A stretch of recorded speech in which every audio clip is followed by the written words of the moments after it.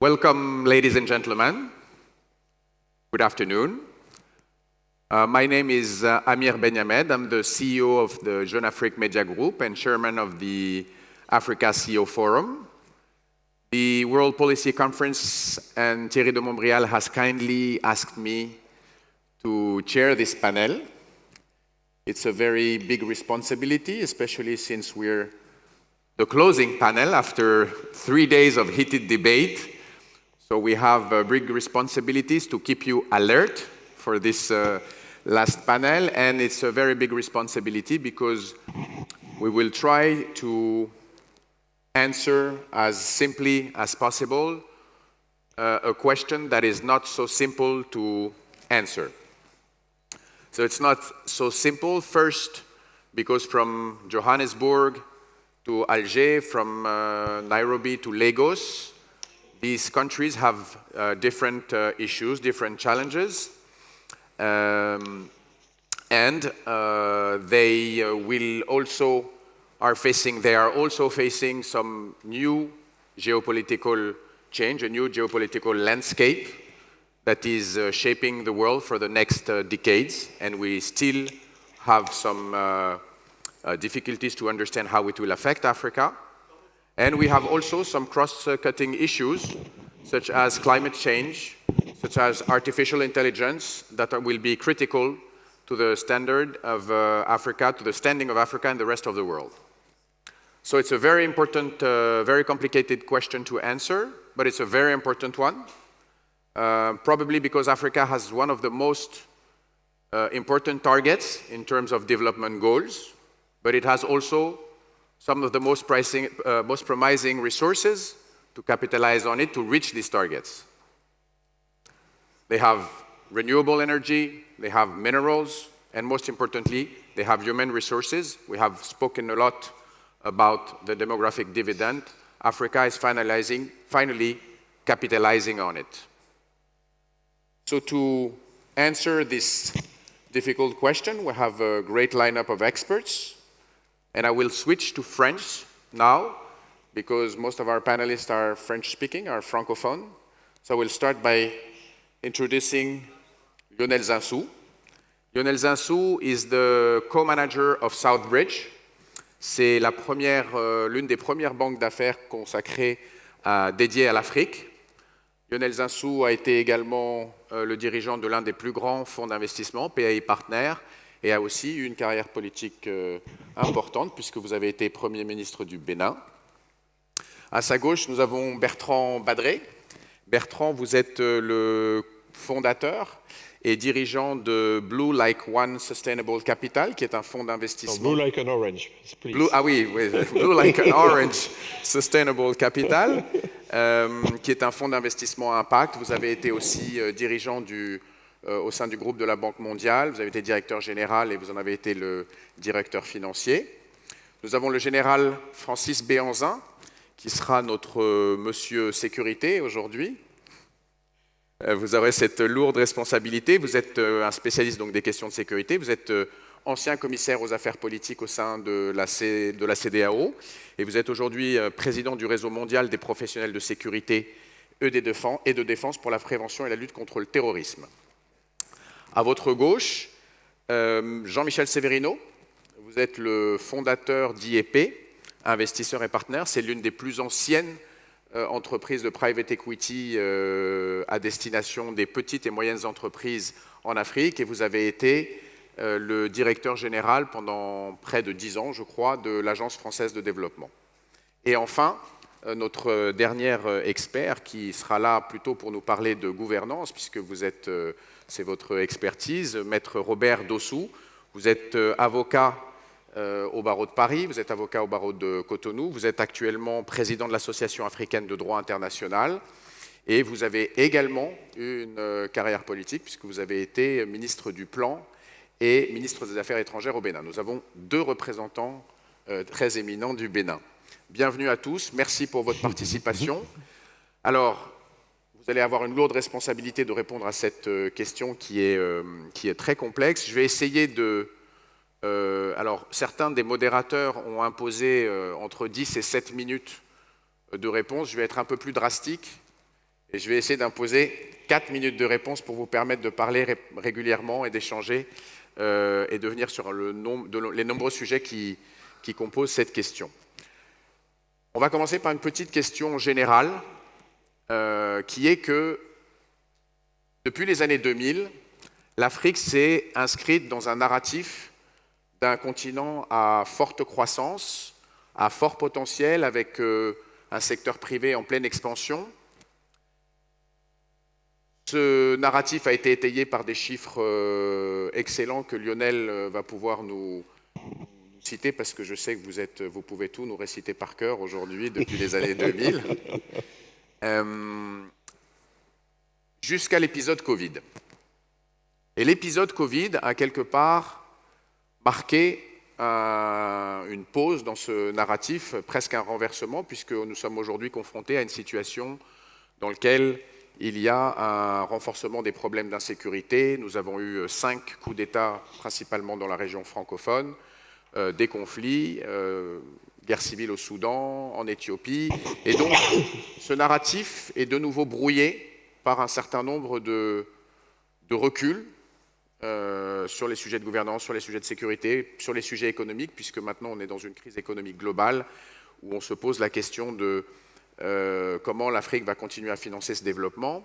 Et je voudrais vous poser à chacun d'entre vous une question assez simple et assez générale. Quelle est votre perception actuelle du continent? Quelle est votre perception actuelle de l'évolution de ce narratif? Est-ce que nous sommes dans une crise de croissance? Est-ce que nous sommes dans une pause, dans une espèce de transition? Comment vous pouvez expliquer à notre audience ce que vous percevez de la situation du continent aujourd'hui? Lionel, je vous laisse la parole, vous prenez la main. Merci Amir. Et bonjour à tous et merci de donner cette place constante dans la WPC à l'Afrique. Cher Amir, je pense que malheureusement, sur les 20 dernières années, il y avait déjà eu un ralentissement à partir du deuxième semestre 2014. On a une rupture des prix de matières premières, à peu près de toutes les matières premières, mais surtout minérales, surtout les hydrocarbures. Et on avait commencé de ralentir en termes de croissance économique. Néanmoins, pour les pays producteurs de matières premières minérales, c'était patent. Par exemple, tous nos frères d'Afrique centrale étaient véritablement dans des situations de finances publiques, de devises extrêmement difficiles. L'Afrique du Sud ralentissait de façon importante, etc. En revanche, les économies les plus diversifiées, plus agricoles, plus tournées vers les services, avaient plutôt une embellie. Et par exemple, dans notre région proche du Bénin, l'Union économique et monétaire de l'Ouest africain, ou bien au Kenya, en Ouganda, en Tanzanie, l'ECA, on avait là 2 poches de croissance qui résistaient bien, parce que c'était des économies beaucoup moins dépendantes des cycles de matières premières. Mais globalement, il y avait un ralentissement. Les chocs ont été exceptionnels. Il y a le choc du Covid, c'est vrai, mais post-première vague du Covid, vous avez une espèce de catastrophe inflationniste qui précède la guerre en Ukraine et qui a des conséquences vraiment importantes, notamment sur les finances publiques, notamment aussi sur les marchés financiers où l'inflation touche certes l'alimentation, certes l'énergie, certes la logistique. Ça fait beaucoup, notamment ça fait beaucoup pour les familles, pour les ménages, parce que une différence entre les pays riches et les pays en développement, c'est quand même que le budget alimentaire des ménages, c'est près de 50% de la dépense des ménages. Quand vous avez des inflations, comme on les observe, entre 10 et 40% sur l'alimentation, ça a des effets de rebondir dans l'extrême pauvreté. Et pour la première fois, on a vraiment régressé dès 2021. Donc, le Covid a été plutôt un petit peu moins grave en termes d'impact économique, moins 3% de croissance, et non pas moins 8 comme en Union européenne. En revanche, 2021 a été très difficile à cause de l'inflation. Et déjà, vous voyez s'arrêter beaucoup des flux financiers, la collecte, par exemple, pour l'investissement, pour le private equity. Tout ça est déjà ankylosé, presque paralysé en décembre 2021. À partir de la guerre en Ukraine, vous avez une aggravation de l'inflation alimentaire, de l'inflation énergétique. Elle avait précédé, mais là, elle atteint des records. Donc ça fait quand même beaucoup de chocs, des chocs de devises. Le dollar s'apprécie contre toutes les monnaies africaines, y compris d'ailleurs les monnaies dites les plus stables, parce que comme l'euro baisse, le franc CFA aussi baisse, le dirham aussi baisse, etc. Donc vous avez un choc de devises, donc vous avez quand même une collection de chocs sans précédent. Donc, si vous voulez, le narratif de la fin des années 90, en réalité, s'arrête un peu autour de 2014 et s'aggrave beaucoup. Et on est dans une sorte de rebond. Bien qu'on ait eu une récession limitée, c'est vrai que 2023, deuxième semestre 2022, n'est pas mauvais. Dans notre pays, on fait plus de 2% de croissance pendant le Covid et on fait plus 6. On rebondit après n'avoir pas véritablement autant régressé que les autres. Il faut toujours, quand on qualifie la croissance, se rappeler qu'il y a 3,5% de croissance démographique. Donc quand on fait moins 2%, c'est le moins mauvais des élèves du monde. Mais comme il y a 3,5% de croissance démographique, c'est quand même une régression par tête qui est significative. Maintenant, ça ne doit rien changer, je crois, à regarder la trajectoire de longue période. Vous l'avez d'ailleurs tout de suite évoqué, parlant de la démographie, et je pense que chacun aura envie d'en parler, ça reste un atout considérable à cause du poids des jeunes actifs. Et nous sommes en train, avec un vrai nouveau modèle économique, d'un bout à l'autre de l'Afrique, beaucoup fondé sur l'industrialisation et la productivité accrue de l'agriculture, et tout ça étant totalement cohérent, nous avons en fait quelque chose qui est apparu pendant ces 3-4 années de crise et qui est une espèce de modèle de croissance forte, de high growth, quelque chose qui va nous conduire à des croissances à 2 chiffres, où la démographie est importante et la clarté de la vision et le changement profond des allocations sectorielles financières. Au fond, tout cela est maintenant très clair et le changement climatique, qui a eu des effets catastrophiques en Afrique comme ailleurs, et même peut-être un petit peu plus, néanmoins rend un certain nombre d'actifs de l'Afrique beaucoup plus valorisés et ça va soutenir ce modèle de croissance. Mais à court terme, moi je suis très optimiste à long terme et on va repartir du narratif du début des années 2000. Mais à court terme, il va falloir passer 2024-2025 avec une asphyxie financière. Et là, on va avoir besoin de beaucoup des experts qui sont là pour arriver à dominer ces 2 années terribles. Ça nous fait une très bonne transition avec vous, Bertrand. Avant de passer sur justement la situation financière dans laquelle on va rentrer et la meilleure manière de la dénouer pour garder cette croissance africaine, est-ce que vous pourriez peut-être nous dire un mot? J'ai dit un peu en introduction qu'on ne pouvait pas avoir une lecture unique du continent parce qu'en fait, il y a des régions différentes, elles ont des pays qui ont des ressources différentes. Comment, dans votre activité de fonds d'investissement, comment vous appréhendez les différentes opportunités ou les différentes évolutions en termes des géographies africaines? Je ne sais pas, j'ai l'impression que mon micro a sauté, vous m'entendez? C'est bon. On vous entend très bien. Il a jailli de mon oreille. Non, c'est un des éléments de la complexité du narratif aujourd'hui. Lionel a mis en avant effectivement la dureté du mur conjoncturel avec les perspectives structurelles et si elles sont bien traitées derrière. On a beaucoup, depuis 20 ans, on avait beaucoup misé sur l'unité africaine et on voit bien qu'effectivement, il y a un certain nombre de choses qui se sont passées, mais qu'il y a aussi une fragmentation. c'est compliqué. Enfin, les zones ne fonctionnent pas de la même manière, les tensions ne sont pas les mêmes aux différents endroits. On ne sait plus très bien, effectivement, si on prend que l'Afrique subsaharienne ou quel est le poids de l'Afrique du Nord. Est-ce que l'Afrique du Nord, c'est MENA, c'était l'approche de la Banque mondiale, ou est-ce qu'on refait une zone africaine? Enfin, on voit bien de dire qu'il y a un narratif africain, c'est à la fois utile et un peu trompeur. Donc il faut faire attention, d'autant plus que ce narratif, on l'a bien vu depuis 3 jours, et cette session vient d'une certaine manière en point d'orgue. On a un narratif mondial qui est extraordinairement compliqué, et il n'y avait aucune raison que le narratif africain échappe à la complexité du narratif mondial. Mais il y a toute une série d'événements qui nous traversent. On ne va pas refaire la liste de tout ce qu'on s'est dit depuis 3 jours, mais on voit bien qu'ils viennent percuter de front tout ce que Lionel a raconté, ce qui s'est passé depuis 20 ans en Afrique, avec les chocs de 2014-2015, puis le Covid, puis la guerre, puis tout ce qu'on vit aujourd'hui. On avait de toute façon le ralentissement chinois aussi, enfin, qui est aussi un renversement, y compris sur le plan financier. On voit bien la hausse des taux dans les pays occidentaux et les effets de bord sur l'ensemble des pays émergents, et Lionel, notamment sur les devises, mais pas seulement sur les flux financiers. Évidemment, ça a un aspect. Le développement du protectionnisme. Je me souviens d'avoir organisé à la Banque mondiale en 2014 une réunion sur la politique industrielle. J'ai dû faire ça en catimini, c'était un gros mot.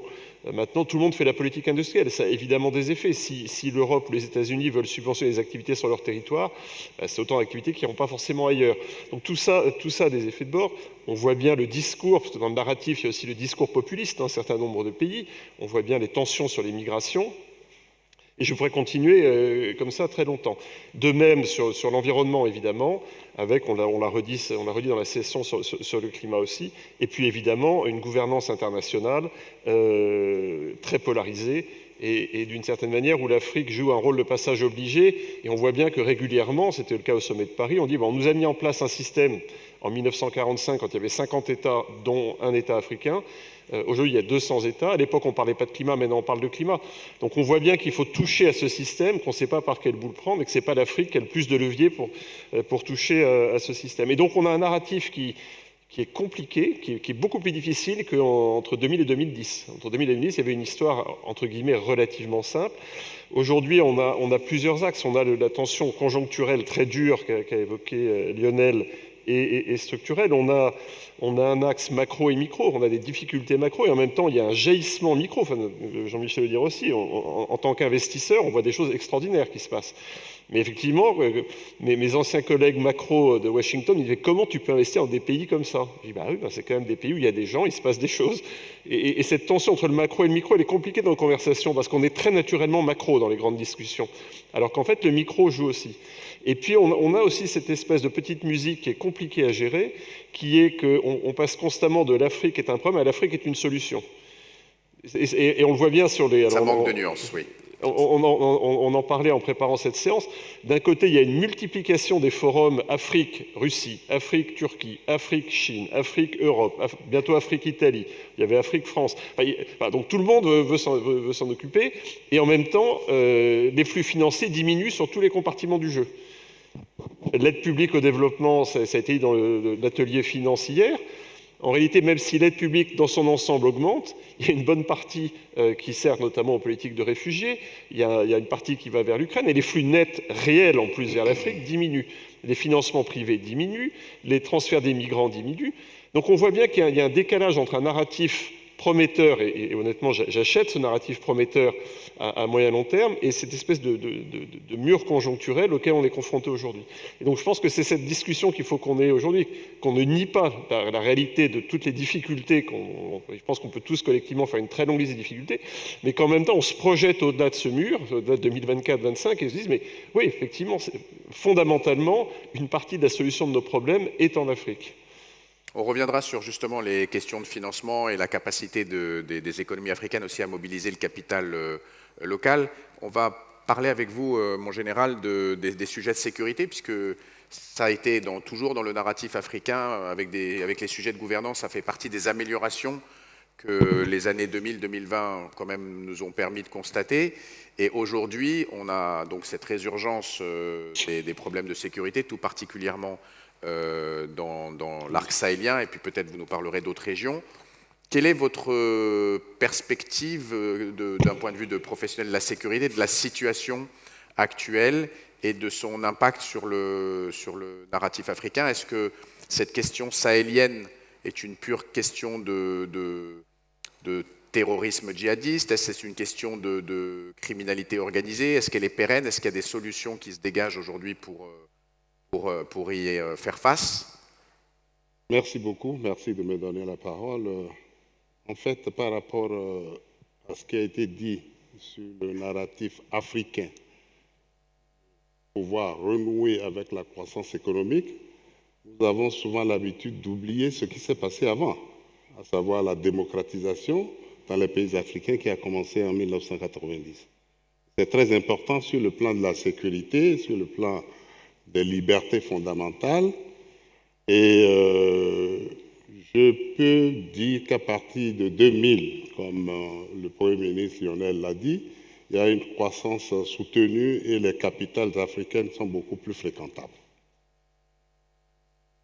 Mais le problème fondamental aujourd'hui de l'Afrique, comme nous le constatons tous, c'est un problème de sécurité humaine. Ça, c'est fondamental. Et la sécurité humaine déteint sur toutes les autres notions de sécurité. Sécurité des biens et des personnes.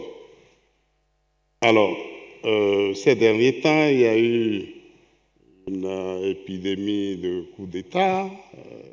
Moi, j'en ai décompté une dizaine. Il y a eu 2 ou 3 qui n'ont pas abouti, à savoir le Congo démocratique, la Guinée-Bissau, la Gambie. Vous êtes mieux informé que nous, vous avez plein de... Alors, le Niger est tombé, le Burkina est tombé, le Mali est tombé, le Gabon récemment est tombé,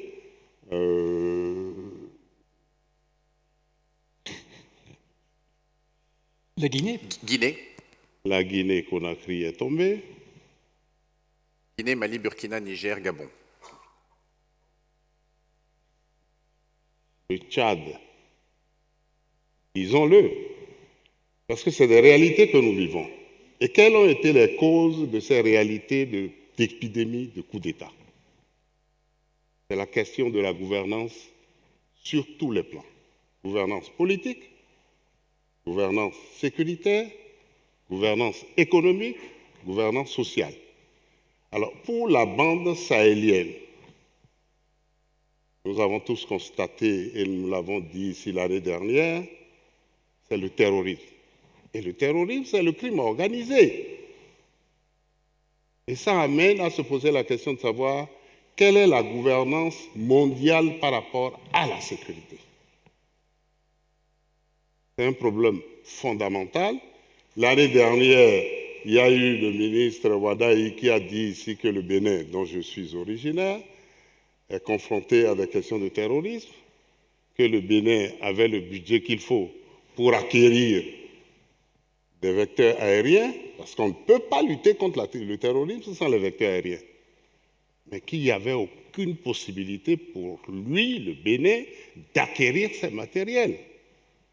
Je voudrais rendre hommage à la France qui l'a aidé finalement à acquérir quelques matériels de deuxième main. Latino-américain. Alors, le problème fondamental à régler pour éviter l'épidémie des coups d'État, c'est la question de la sécurité humaine.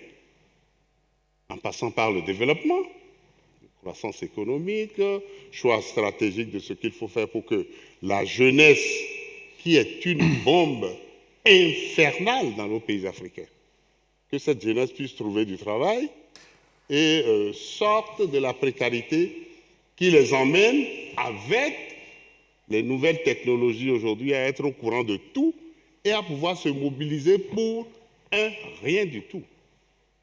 Mais Général, juste pour aller un peu plus loin dans cette question, et on sait que tout ne se règle pas militairement et tout ne se règle pas par la force, comment vous expliquez que cette situation qui prévaut dans la zone, à la fois entre ce confluent de djihadisme et ce confluent de crime organisé, et on va dire que le crime organisé pèse probablement beaucoup plus dans l'équation que le djihadisme, comment vous expliquez que cette situation poursuit sa détérioration et que, alors que l'ensemble, qu'il y a des pays qui sont aujourd'hui menacés, les pays de la Côte d'Ivoire, le Ghana, enfin tout le monde se pose la question de jusqu'où va aller cette épidémie sécuritaire. Comment vous expliquez qu'il n'y ait pas de réponse commune forte à cette question? Là-dessus, je vais peut-être décevoir la communauté internationale que nous constituons ici.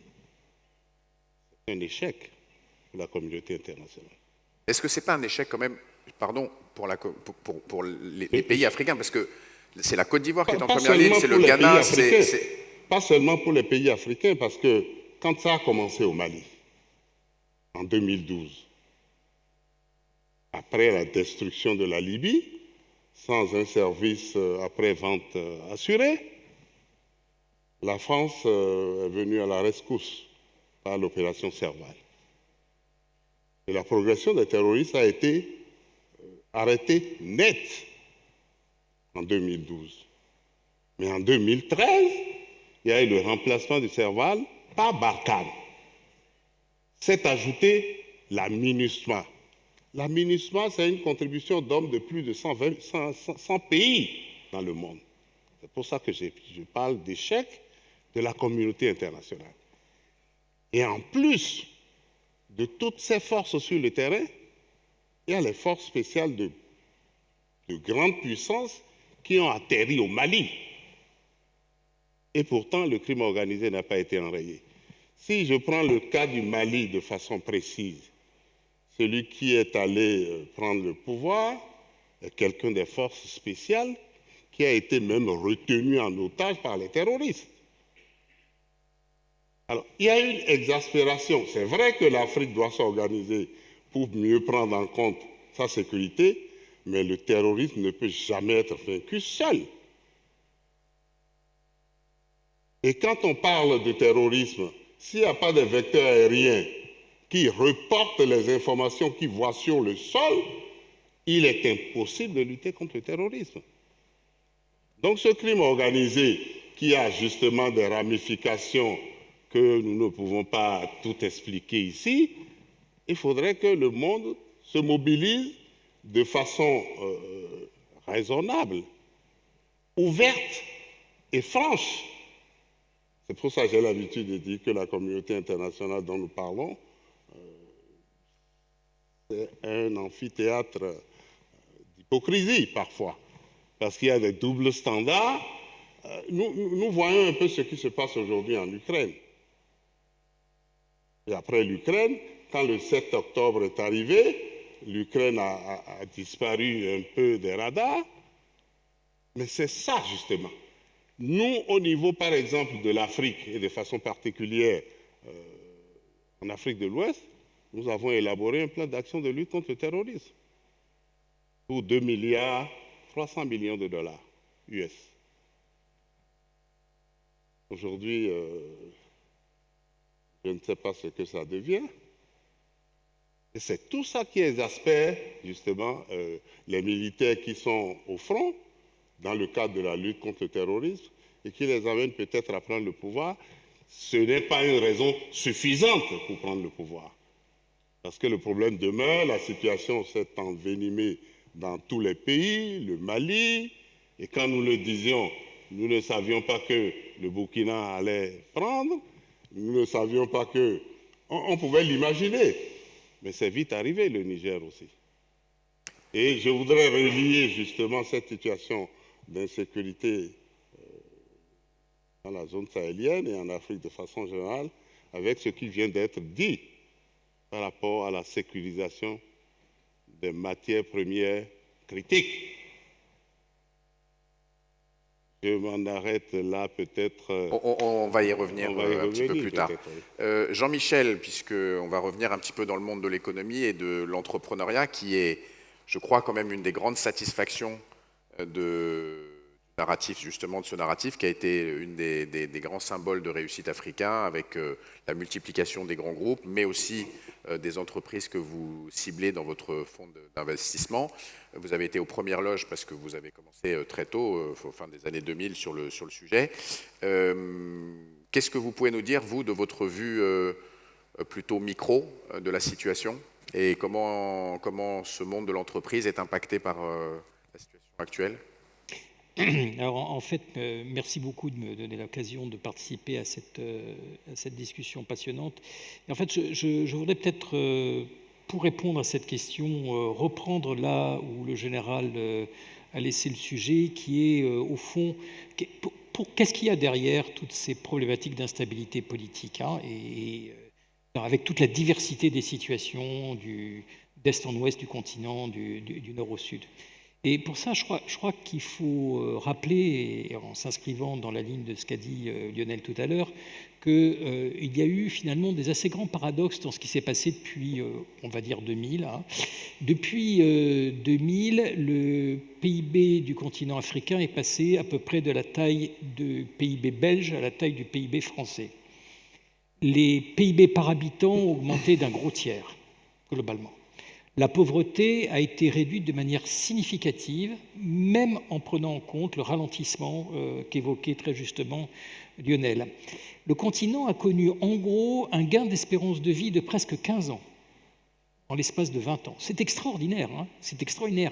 Il y a très peu de continents, de zones du monde qui ont accompli des performances pareilles en si peu de temps. Et puis il est né une classe moyenne, on la voit partout. Les villes africaines ont beaucoup changé, c'est ce que disait le général. Quelqu'un qui arriverait à Dakar aujourd'hui, qui ne serait pas allé depuis 20 ans, trouverait la ville méconnaissable. C'est vrai d'Abidjan, c'est vrai de Nairobi, etc. Et puis il est né une classe moyenne, donc on voit partout, qui s'affiche, qu'on rencontre aussi bien en Europe, aux États-Unis que sur place. Et il y a effectivement tous ces entrepreneurs que vous évoquez. À IEP, on est aujourd'hui investi dans 300 entreprises, start-up, petites boîtes. Aucune de ces entreprises n'existait il y a 20 ans. Et elles transforment clairement le continent africain. Alors, on dit, mais pourquoi, du coup, a-t-on toutes ces insatisfactions si le tableau est aussi glorieux que ça? Et je crois qu'il faut parler de 4 choses, très brièvement, hein, qui nuancent ce tableau et qui vont expliquer ce que l'on voit dans beaucoup de pays. La première, c'est que le dividende démographique, sur lequel on table beaucoup pour être le moteur de la transformation de l'Afrique, et qui a été un des moteurs les plus puissants de la performance économique asiatique, hein, entre un quart et un tiers de la performance du sud-est asiatique est alloué au dividende démographique, donc à la transition très rapide, à la baisse très rapide de la natalité qu'il y a eu à partir des années 60. Donc ce dividende démographique, il s'enregistre avec une grande lenteur sur le continent. Alors il est là pour durer, il va s'encaisser progressivement pendant un siècle, ce dividende. Mais la contrepartie, c'est qu'il est très lent, et ce qui veut dire en gros que les actifs ont des charges extrêmement importantes, directes et indirectes, sur leurs épaules. Et ces charges expliquent une bonne partie des grandes difficultés à générer suffisamment d'épargne dans la société pour générer de l'investissement et générer de la croissance. Et ce qui explique cette très lente progressivité du dividende, plus importante que ce qu'on espérait il y a 20 ans, explique les faibles taux d'épargne du continent, auquel je vais revenir, les faibles taux d'investissement, et du coup la croissance mesurée, et puis d'autres facteurs structurels. Deuxième sujet qu'il faut prendre en compte, c'est que cette croissance africaine, elle a finalement été productrice de peu d'emplois, pas suffisamment d'emplois. Ce qui est bien sûr un enjeu extraordinaire, puisqu'on a à peu près 240 millions de jeunes de moins de 15 ans qui vont arriver sur le marché du travail d'ici à 2050. Un phénomène sans précédent dans l'histoire de l'humanité, unique, qui fait que les gouvernements africains ont une tâche extravagante qu'aucun pays n'a jamais eu à connaître, et ce qui devrait rendre tous les donneurs de leçons que nous sommes autour incroyablement humbles. Nous n'avons tout simplement aucune expérience à transférer pour traiter ces sujets. Et donc cette faiblesse de l'emploi est en bonne partie liée au phénomène suivant, au troisième facteur que je voudrais souligner, qui est cette faiblesse de l'investissement. En gros, les taux d'investissement dans le PIB africain ont stagné à environ 25%, En Asie, on est à 35, 40% en Chine. Et cet investissement, non seulement il a été trop faible parce qu'il y a eu trop peu d'épargne, mais aussi trop peu de transferts financiers à l'extérieur, les deux l'expliquent, mais il a été aussi trop public, il a été très largement orienté vers des investissements en infra, et au détriment d'un investissement dans le capital humain et dans le secteur corporate et entrepreneurial, et il a été très orienté vers les ressources naturelles, il y a une disproportion d'investissement sur le continent vers les mines, le pétrole, etc., au détriment, je dirais, de l'agriculture, du corporate, du manufacturier, etc. Et tout ça a dérivé est une explication aux faiblesses macroéconomiques, au déséquilibre macroéconomique que l'on a vu apparaître, avec notamment la question de l'endettement, qui a été grandement accéléré par ces problèmes de crunch du financement qui ont été évoqués par Bertrand et par Lionel. Et du coup, mais qu'est-ce que ça veut dire concrètement dans la vie des gens ? Ça veut dire que concrètement, les gens ont vu leur vie changer assez peu dans leur grande majorité, sur 20 ans. 4% de croissance en moyenne sur 20 ans, avec des croissances démographiques qui sont celles que nous connaissons. Ça veut dire en fait des gains moyens de pouvoir d'achat à 1,5% par an dans les pays en moyenne. Et compte tenu des effets, des distorsions d'inégalité dans la construction des PIB des revenus, ça veut dire que pour une grande partie des gens, la situation n'a pas changé. Or, nous avons une jeunesse extraordinairement impatiente, qui expérimente ces difficultés quotidiennes, ne voit pas, qui est de plus en plus nombreuse, mais ne voit pas les choses changer. Et du coup, cette jeunesse, et je vais m'en arriver là, elle devient forcément à la fois dégagiste, nationaliste et exitiste. Dégagiste parce que aucun régime politique n'apportant des solutions, elle veut dégager le régime politique, quel qu'il soit. Si le régime démocratique, si le régime est autoritaire, on dégage le régime autoritaire. C'est ce qui est arrivé à Blaise Compaoré. Si le régime est démocratique mais qui ne délivre pas de résultats, on dégage le régime démocratique. C'est ce qui est arrivé récemment avec l'adhésion au coup d'État que nous avons eu dans le même Burkina qui, quelques années auparavant, avait dégagé son régime militaire. Bon. Mais par derrière, donc, il y a ce régime. Le nationalisme est fatalement exacerbé dans ces circonstances, et on va accuser tous les acteurs extérieurs d'être les responsables de tous les maux. C'est aussi logique dans ces circonstances, parce qu'on a du mal à expliquer pourquoi on n'arrive pas, dans le déluge de financement qui sont annoncés, dans le déluge d'interventions militaires qu'on voit, avec les 4x4, les blindés, etc., mais pourquoi on ne résout pas les problèmes ? Et puis l'exitisme, parce qu'à un moment donné, comme on n'arrive plus à rien dans son pays, mais on cherche à en partir. On cherche à en partir dans le pays voisin. Lorsqu'on est au Burkina, on va aller au Mali, on va aller en Côte d'Ivoire. Et on va aussi aller au nord, où on peut. Et quand on a la chance de pouvoir faire des études supérieures, on va les faire ailleurs. Donc l'exitisme, il est aussi une des manifestations de cette insatisfaction qu'il faut, encore une fois, qui est extraordinairement paradoxale, compte tenu par ailleurs de cette performance économique qu'on a vue dans le continent africain. Et je crois que c'est cette complexité qu'il faut saisir pour regarder à la fois le rôle extraordinaire, la place extraordinaire que l'Afrique est en train de se construire pour elle-même, mais l'incroyable sentiment de crise que peuvent connaître ses habitants, à mon sens, modeste. On va revenir juste après, je vais donner la parole avant à Maître Dossou, sur les atouts du continent et ce qui nous semble être les moteurs de la croissance de demain et les solutions sur lesquelles on peut essayer de mobiliser l'ensemble des énergies.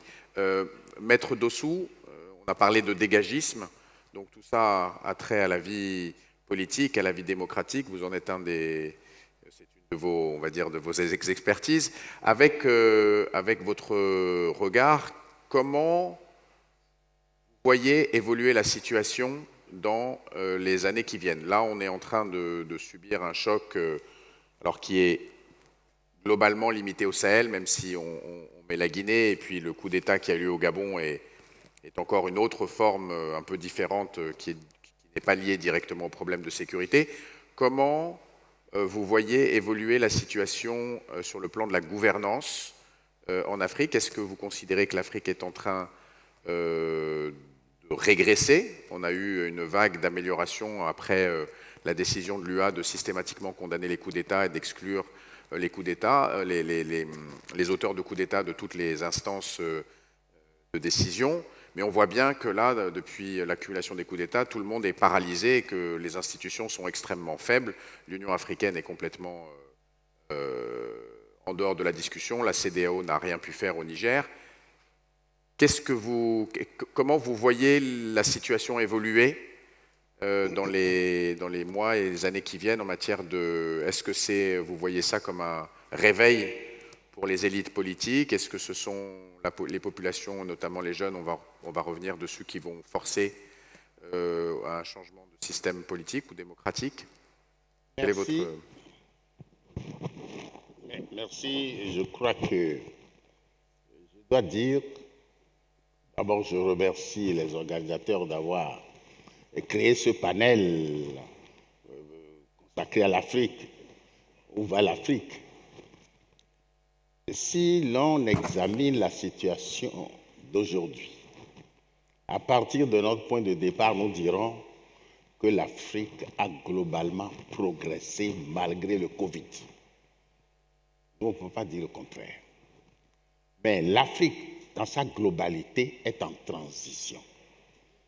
Dans chaque secteur, nous sommes en transition et rien n'est consolidé.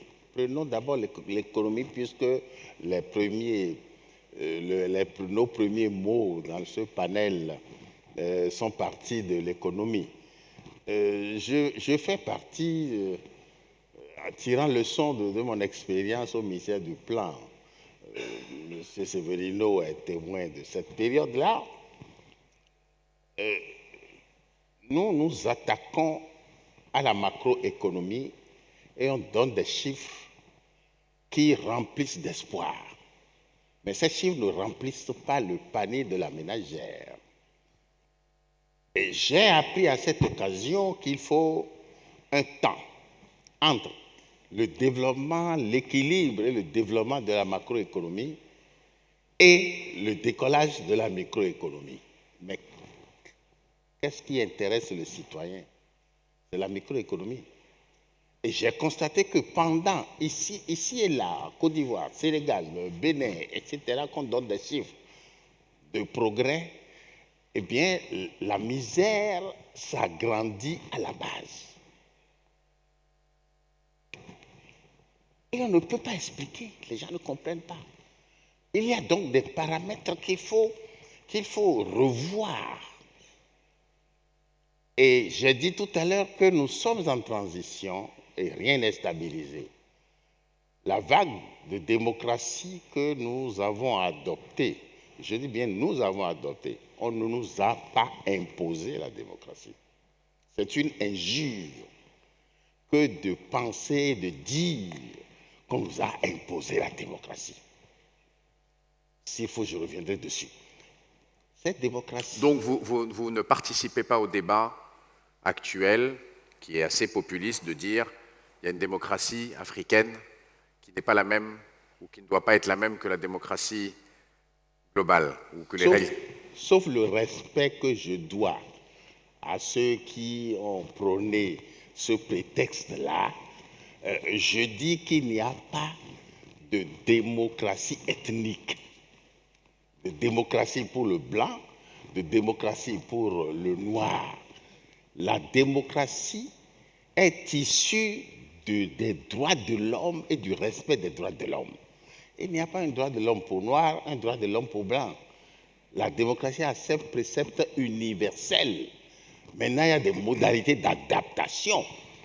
Et ceux qui, du haut de la tribune des Nations Unies, au fil des ans, proclament qu'on leur a imposé la démocratie et que c'est un modèle occidental et pas un modèle africain et qu'il faut que nous revenions à nos traditions, on n'a qu'à aller prendre des peaux de panthère pour nous habiller, on sera dans la tradition.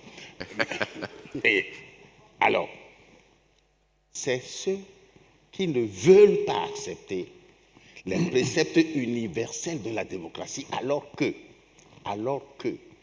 quand je parlais de programme, de progrès tout à l'heure, c'est parce que l'Afrique elle-même, à partir de l'Union africaine, en descendant par les communautés économiques régionales, tous ont adopté des instruments proclamant la démocratie et garantissant la démocratie. Mais on ne peut pas voir signer cela des chefs d'État, des responsables de pays africains qui ont signé des instruments qui garantissent la démocratie dans leur pratique quotidienne. Essayent de contourner.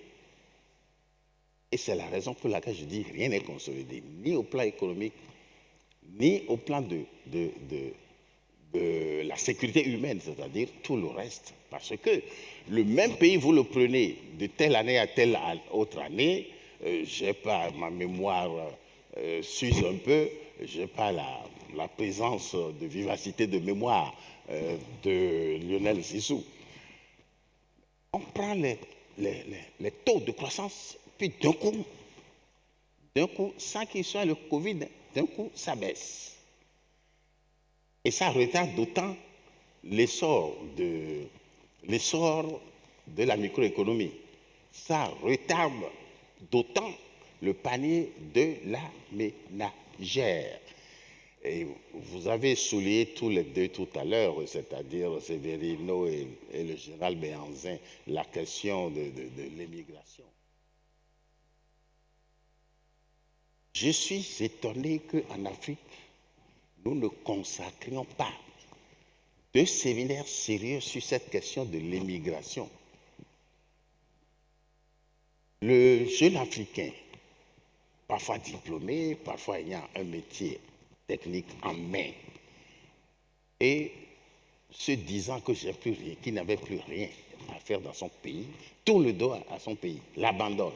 Et sachant qu'il peut mourir dans l'Atlantique ou dans la Méditerranée, prend le risque de partir au nord. Mais ça a plusieurs significations. Et la plus importante des significations, c'est qu'il estime qu'il ne peut plus personnellement rien faire pour faire avancer son pays. L'horizon est bouché. Justement parce que les principes décidés au niveau de nos États et de nos organisations régionales et continentales ne sont pas toujours bien respectés. Regardez les généraux qui ont fait des pushs à gauche, à droite. Mais ils étaient derrière les chefs d'État. Et ils ont vu les chefs d'État signer les instruments qui ont été abondamment adoptés. Je ne veux pas les énumérer ici, ça va me faire perdre du temps. Et d'un autre côté, ils ont vu les manipulations qui arrivent dans les élections. Ils ont vu la politisation de l'administration publique, l'instrumentalisation de la justice. Et chacun vient et fait ce qu'il pense, parce que l'État lui-même n'est pas consolidé comme une institution, n'est pas reçu par les gouvernants et encore moins par les gouvernés comme une institution, mais comme un appareil dont une équipe s'empare pour faire la captation des richesses. Et ça se voit. Je vais me permettre de vous reposer la question, Oui. parce que vous n'avez pas répondu. Ma voilà. question, c'est comment vous voyez les choses évoluer dans les mois et les années à venir sur ce sujet-là, principalement de la gouvernance. Est-ce que vous êtes... Parce qu'on essaye de répondre à la question où va notre continent. Oui, tout à fait. Donc, est-ce que vous êtes neutre? Est-ce que vous êtes afro-optimiste sur ce sujet, comme l'est toujours Lionel? Ou est-ce que vous êtes plus modéré et plus inquiet? Non, dans les mois à venir... Je note d'ailleurs qu'il y a une amicale béninoise dans les années à venir... de la WPC. On est, non, dans les années à venir, le progrès va se poursuivre. Mais je suis confiant que la consolidation parviendra dans un demi-siècle ou on ne sait pas quand. Mais nous allons traverser des années un peu difficiles parce que, à mon point de vue, nous sommes déjà dans la Troisième Guerre mondiale, qui n'a pas la même forme, que les deux autres guerres mondiales, asymétriques, multipolaires, et multicentré. On va revenir sur ce sujet-là On va parce que je revenir, sais bon. qu'il est cher à tout le monde et notamment les relations entre notre continent et le reste du monde et comment ce qui se passe en dehors va impacter à la fois l'évolution politique, l'évolution économique. Je voudrais que, si vous me permettez, Maître, pour qu'on puisse continuer la discussion, je voudrais redonner la parole à Lionel. Donc on a vu que globalement tout le monde était relativement optimiste avec devant nous quand même un mur de dette, un mur de crédit et puis des difficultés sécuritaires et de gouvernance. Si on veut essayer de focaliser sur ce qui sont les opportunités que vous voyez aujourd'hui et dont vous parlez à vos clients, comment vous distingueriez, quelles sont les grandes opportunités ou les grands atouts dont vous pouvez nous dire qu'ils permettent de compenser toutes les fragilités que nous voyons aujourd'hui? Alors, je reviendrai sur ce qu'a dit Jean-Michel tout à l'heure. On va avoir 250 millions de jeunes à faire rentrer sur le marché du travail en peu d'années. Malgré tout, ça reste un facteur important de notre forte croissance demain. Alors c'est un peu difficile à expliquer dans une campagne électorale que j'ai faite. Je vois au premier rang de la WPC une de nos grandes dirigeante qui va faire une campagne électorale présidentielle. C'est très difficile de venir devant des jeunes et dire « Écoutez, vous êtes au chômage et vous êtes déclassés ». D'ailleurs, le problème, c'est plus le déclassement. Monsieur le général, vous avez dit « La jeunesse est une bombe. Elle est frustrée. Oui, elle est moins au chômage que déclassée. C'est ça qui est le plus important. Parce qu'elle a des compétences aujourd'hui. Post-colonisation, dans notre premier recensement, en 1961, on dit « c'est formidable, il y a 3% d'une classe d'âge qui arrive en terminale ». Aujourd'hui, c'est toujours pas assez, mais il y a 50% d'une classe d'âge qui arrive en terminale. Il y a un développement des compétences. Dans notre campus, on a créé notre université nationale en 1968, c'est tard. Il y a 120 000 étudiants sur le campus. À l'époque, il n'y avait en 1960 qu'une université, l'université Cheikh Anta Diop, à Dakar, pour l'ensemble de l'Afrique de l'Ouest et de l'Afrique équatoriale française. Donc, si vous voulez, il y a des jeunes qualifiés. Ils sont moins au chômage que déclassés, parce qu'en réalité, quand vous prenez nos taux de chômage aujourd'hui au sens du BIT, on est à 7-8%, ce qui est au fond un chiffre à la française, si vous voulez. Mais le problème, c'est que quand vous avez un Master 2 dans notre pays, votre débouché, grosso modo, il est soit de passer dans le secteur informel, 90% de notre emploi. Le formel ne représente que 10% en Afrique subsaharienne. Et donc, avec un Master 2, vous allez être chauffeur de moto-taxi. Et c'est plus que, si vous voulez, le secteur informel, l'agriculture notamment, le commerce, en fait, absorbe les jeunes, mais pas du tout au niveau de leurs attentes. Et des attentes de leurs parents qui ont fait des très grands efforts pour que précisément ils aient tout un cursus scolaire et des vraies compétences. Mais on a les vraies compétences. Alors la difficulté, c'est qu'il faut lui dire le modèle d'aujourd'hui est un modèle d'industrialisation qui est intensif en travail. Attendez encore quelques années, c'est un petit peu plus rapide au Rwanda, au Maroc, dans tel et tel pays. Bon, attendez encore 5 ans, vous aurez des opportunités d'emploi parce qu'il y aura eu des investissements industriels ou dans des services modernes. Tourisme qui va se développer dans beaucoup de pays, le secteur financier qui crée aujourd'hui beaucoup d'emplois. Bon. Mais vous n'êtes jamais élu. Aminata, on ne peut pas être élu en disant à des gens, bon, vous êtes frustrés, je comprends, attendez 5 à 10 ans parce que les conditions seront créées.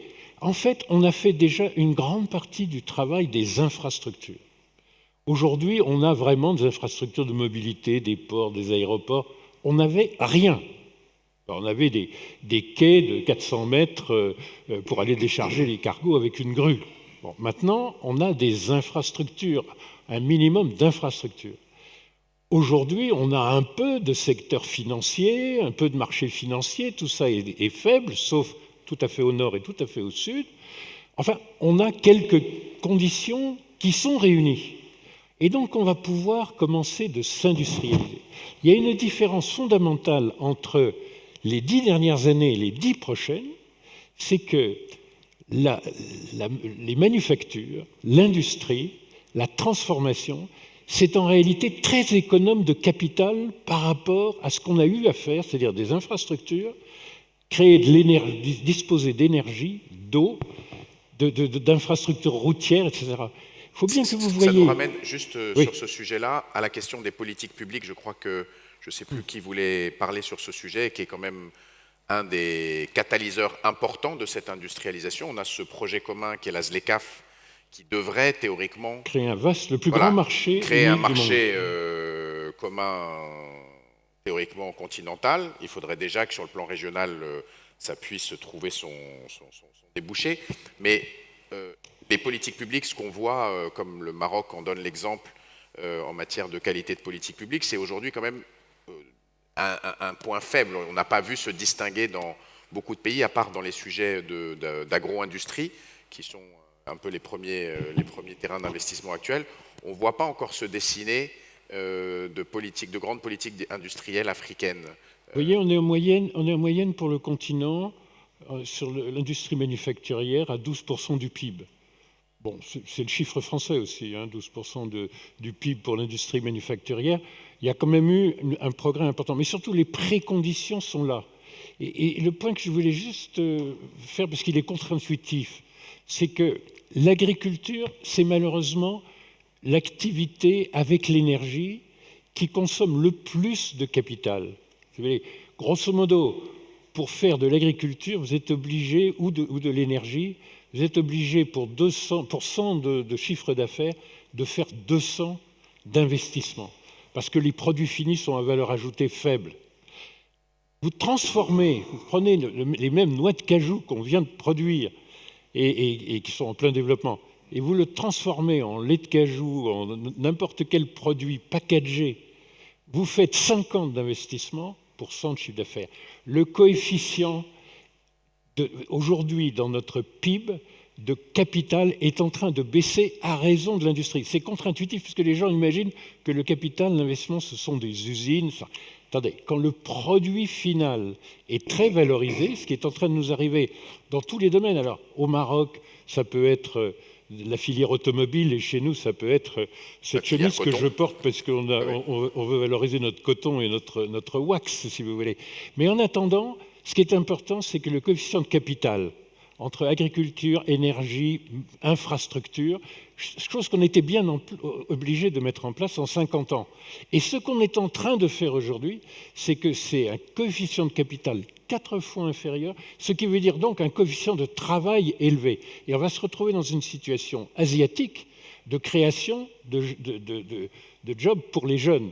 Mais quand vous êtes Premier ministre, vous faites un meeting, vous ne pouvez pas expliquer aux gens, écoutez, c'est juste une question temporaire de coefficient de capital, parce que au Bénin, comme au Sénégal, comme dans chaque pays, les dirigeants sont taxés d'avoir été indifférents et incapables et impuissants devant le problème des jeunes. Et ce n'est pas en leur disant « je vais faire une petite leçon d'économie sur le coefficient de capital » qu'on leur répond. Vous voyez ?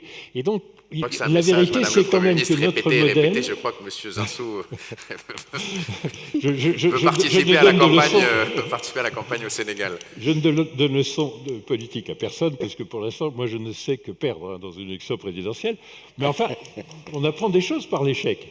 Et notamment ce qu'on ne peut pas dire dans un meeting, si vous voulez. Et pourtant, techniquement, pour l'économiste, c'est évident. Nous avons désormais un modèle.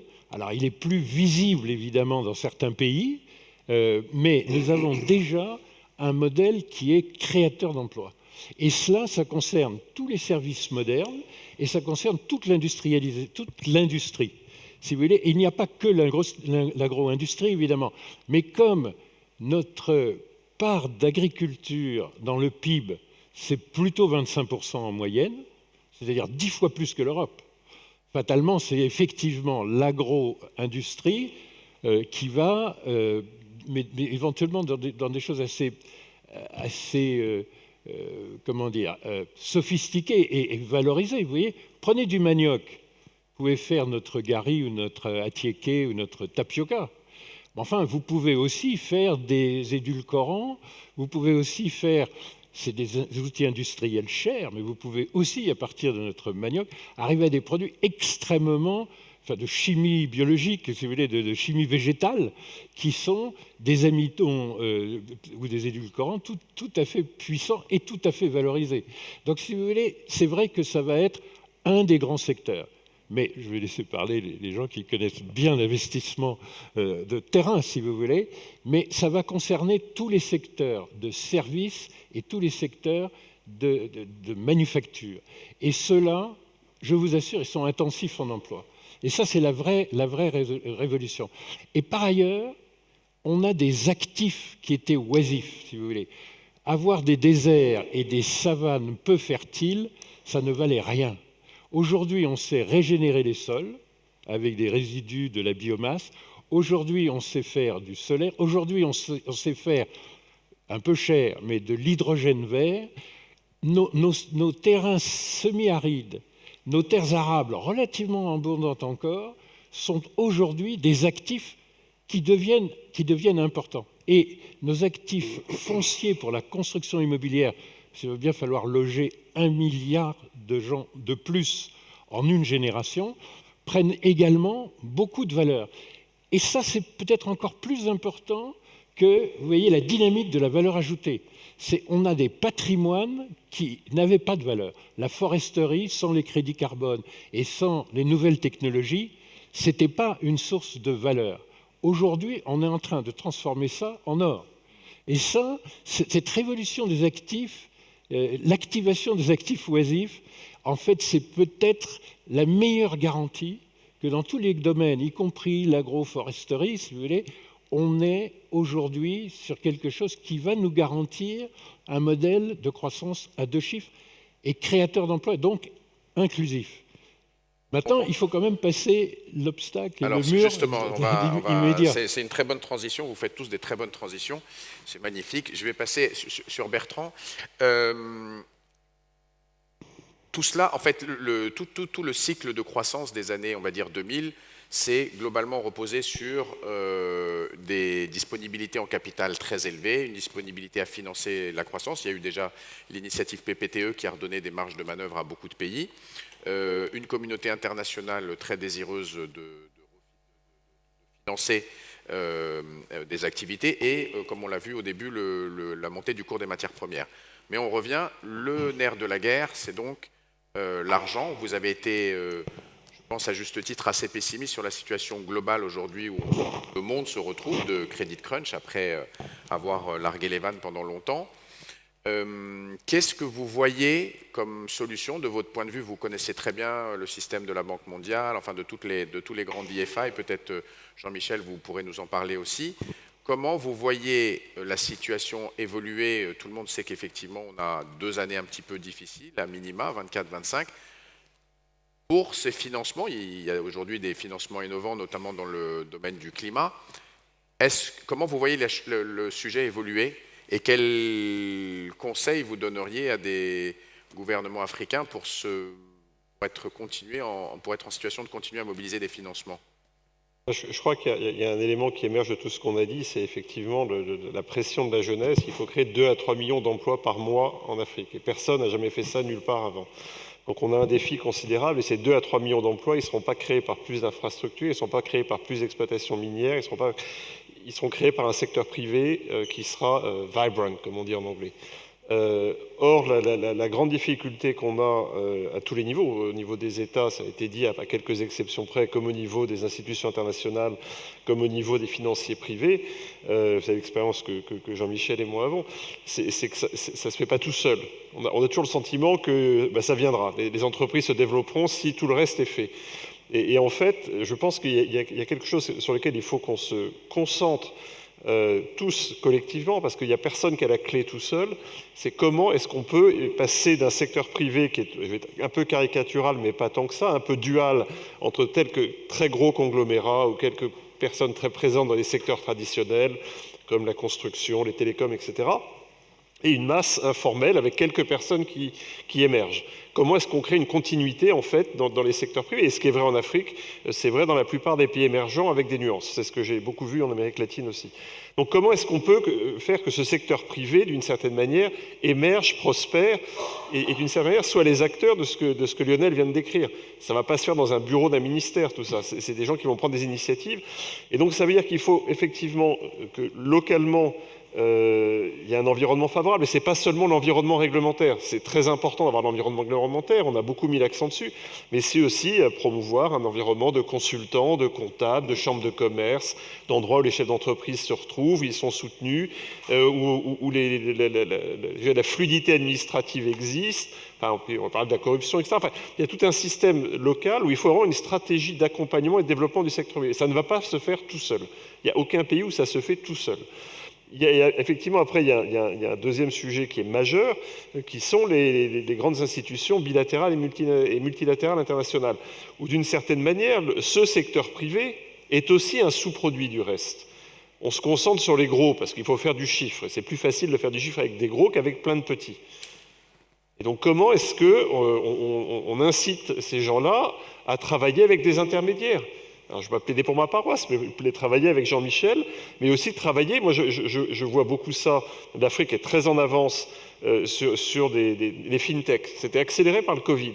Quand les gens étaient bloqués chez eux, ce n'est pas de la microfinance, c'est de la bancarisation.